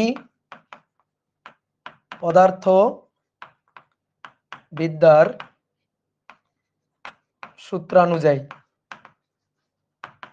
সূত্রানুযায়ী এ যে বেগটা পরিমাপ করবে ইউ, সেটা হচ্ছে ইউ ড্যাশ প্লাস ভি, মান বসাও। অতএব ইউ ড্যাশের মান সি প্লাস ভি 100। এই কেমন কথা? সি প্লাস 100, আলোর বেগের বেশি বেগ আবিষ্কার করে ফেলছো তুমি, তোমাকে এখন নোবেল প্রাইজ দেওয়া হবে। চলে আসো, তুমি আলোর বেগের বেশি বেগ আবিষ্কার করে ফেলছো, সি প্লাস 100, তোমাকে এখন নোবেল প্রাইজ দেওয়া হবে, চলে আসো। তাহলে কি ঘটনা ঘটলো যে সি প্লাস 100 হয়ে গেল, সি প্লাস 100 কখনো সম্ভব হবে না। তাহলে এটা সম্ভব হবে না, এটা সম্ভব নয়, এটা সম্ভব নয়, আলোর বেগের বেশি হবে না। কারণ আমরা তাড়িৎচুম্বক তরঙ্গে ওখানে দেখছি আলোর বেগ এটা একটা নির্দিষ্ট মাধ্যমে ধ্রুব, কারণ আমরা জানি c equal to root over mu epsilon, এটা আমরা জানি ম্যাক্সওয়েলের তাড়িৎচুম্বক তরঙ্গের সূত্র অনুযায়ী। তাহলে সি ধ্রুবক, এটাই একমাত্র ধ্রুবক। তাহলে যে কাঠামো থেকে যে পর্যবেক্ষক হিসাব করুক সি হিসাব করবে। এ আলোর বেগ, এ ফোটনের বেগ হিসাব করতেছে সি প্লাস 100, এটা সম্ভব না। এ ফোটনের বেগ সি প্লাস 100 হিসাব করতে পারবে না, এটা ভুল। তাহলে গ্যালিলিও রূপান্তর দিয়ে এটা আমরা ব্যাখ্যা করতে পারবো না। গ্যালিলিও রূপান্তর এখানে এসে হোঁচট খায়। তাহলে গ্যালিলিও রূপান্তর সঠিক নয়, গ্যালিলিও রূপান্তর সঠিক নয়। কারণ এই যে আপেক্ষিকতার যে স্বীকার্য, মৌলিক যে স্বীকার্য, 2 নম্বর যে স্বীকার্যটা, ঠিক আছে লিখবো এটা আমরা পরের দিন। তো 2 নম্বর যে স্বীকার্য যে আলোর বেগ যে কাঠামো থেকে যে পর্যবেক্ষক হিসাব করুন না কেন, ভাই আলোর বেগকে সি, সবাই সি হিসাব করবে, এর বেশি হবে না। সি প্লাস সি হইলেও সি প্লাস সি, ধরো দুটো ফোটন, একটা ফোটন এদিকে যাচ্ছে সি বেগে আর একটা ফোটন এদিকে আসতেছে সি বেগে, এই ফোটনের সাপেক্ষে এই ফোটনের বেগ কত? নরমালি আমরা কি করি, তুমি যদি গ্যালিলিও রূপান্তর দিয়ে বা সনাতনী পদার্থবিদ্যা দিয়ে চিন্তা করো, নরমাল আপেক্ষিকতার ভেক্টর অধ্যায় সূত্র দিয়ে চিন্তা করো, 10 মিটার পার সেকেন্ড বেগে আমি যাচ্ছি, ওই দিক থেকে কেউ 10 মিটার পার সেকেন্ড বেগে আসলো, আমার সাপেক্ষে ওর বেগ 20 মিটার পার সেকেন্ড, 10 যোগ 10, তাহলে এর সাপেক্ষে এর বেগ আপেক্ষিক বেগ, ঠিক আছে। এই যে প্রথম ফোটন, এটা দ্বিতীয় ফোটন, তাহলে প্রথম ফোটন সাপেক্ষে ফোটনের সাপেক্ষে দ্বিতীয় ফোটনের বেগ সি প্লাস সি, 2c সম্ভব নয়, হতে পারে না, হতে পারে না। 2c প্লাস সি 2c হবে না, সি এর বেশি হবে না, ঠিক আছে। যখনই লেখা থাকবে আলোর বেগের বেশি, হতে পারে না, এটা সম্ভব না। ম্যাক্সওয়েলের তাড়িৎচুম্বক তরঙ্গ অনুযায়ী সি কনস্ট্যান্ট, সি ধ্রুবক। তাহলে এই হিসাব চলতেছে না। সনাতনী পদার্থবিদ্যার এবার হিসাব পানি মে গায়া ছাপাক, ঠিক আছে। সনাতনী পদার্থবিদ্যার এই সূত্র এবার পানি মে গায়া ছাপাক হবে না, ঠিক আছে। তাহলে নতুন করে গ্যালিলিও রূপান্তর ফেলে দিয়ে নতুন করে রূপান্তরের সূত্র বানাইতে হবে, ঠিক আছে। নতুন করে আমাদের সূত্র বানাইতে হবে, নতুন করে আমাদের গ্যালিলিও রূপান্তরের সূত্র ফেলে দিয়ে নতুন সূত্র বানাইতে হবে, যে সূত্র অনুযায়ী আমি যে কাঠামো থেকে হিসাব করি না কেন আলোর বেগকে আমরা সি হিসাব করতে পারবো। আমাদের কখনো এই সব অপ্রস্তুত অবস্থার সম্মুখীন হইতে হবে না। C plus 100, c plus c 2c, এই জিনিস যেন আমাদের সামনে আর না আসে। কি কথা কি বুঝছো? তো এই জিনিসটা নতুন করে সংশোধন করছে বিজ্ঞানী লরেঞ্জ। কে? লরেঞ্জ গ্যালিলিও রূপান্তরের মানে গ্যালিলিও রূপান্তরকে ভুল প্রমাণ করে এটা ফেলে দিয়ে নতুন করে গ্যালিলিও রূপান্তর বাদ দিয়ে নতুন করে লরেঞ্জ রূপান্তর, বিজ্ঞানী লরেঞ্জ সে নতুন সূত্র নিয়ে আসছে এবং লরেন্জের কথা হচ্ছে আলোর বেগ ধ্রুবক। তাহলে আলোর বেগ ধ্রুবক রাখতে গেলে সময়কে চেঞ্জ হতে হবে।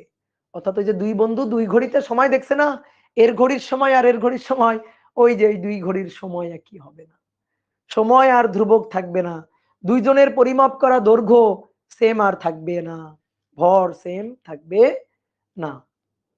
বুঝতে পারছো? ক্লিয়ার? তো এই জিনিসটা তাহলে তোমাদের কাজ হবে, তুমি আজকে গিয়ে ভাবনা চিন্তা করবা, গ্যালিলিও রূপান্তর নিয়ে একটু ভাবনা চিন্তা করবা। ভাবনা চিন্তা করার পরে চিন্তা করে দেখবা, হ্যাঁ তাই তো, গ্যালিলিও ব্যাটা তো ভুল, গ্যালিলিও রূপান্তর তো সঠিক নয়, তাহলে তো এটাকে সঠিক টঠিক করতে হবে। দায়িত্ব নিবা, দায়িত্ব নিয়ে এবার তুমি কি করবা, তুমি নিজেরে চিন্তা করবা, তুমি হচ্ছে লরেঞ্জ, লরেঞ্জের ভূত তোমার ঘাড়ে ভর করছে, চিন্তা করবা যে লরেঞ্জ কি করছে, আমিও সেই কাজটা করব। ঠিক আছে? তো এটা চিন্তা ভাবনা করার পরে তারপরে একটু বইটই দেখবা, তারপরে বইটই পড়ে তাও কিছু বুঝবা না কিন্তু তারপরে পড়বা আর কি। ঠিক আছে? ওকে, তাহলে টাটা, আজকের ক্লাস এই পর্যন্ত, অনেকক্ষণ পড়াইলাম। তাহলে নেক্সট দিন আমরা দেখব কোন রূপান্তরের সাহায্যে আমরা আলোর বেগকে ধ্রুব রাখতে পারি। ওকে, তাহলে এই পর্যন্ত আজকের ক্লাস, টাটা।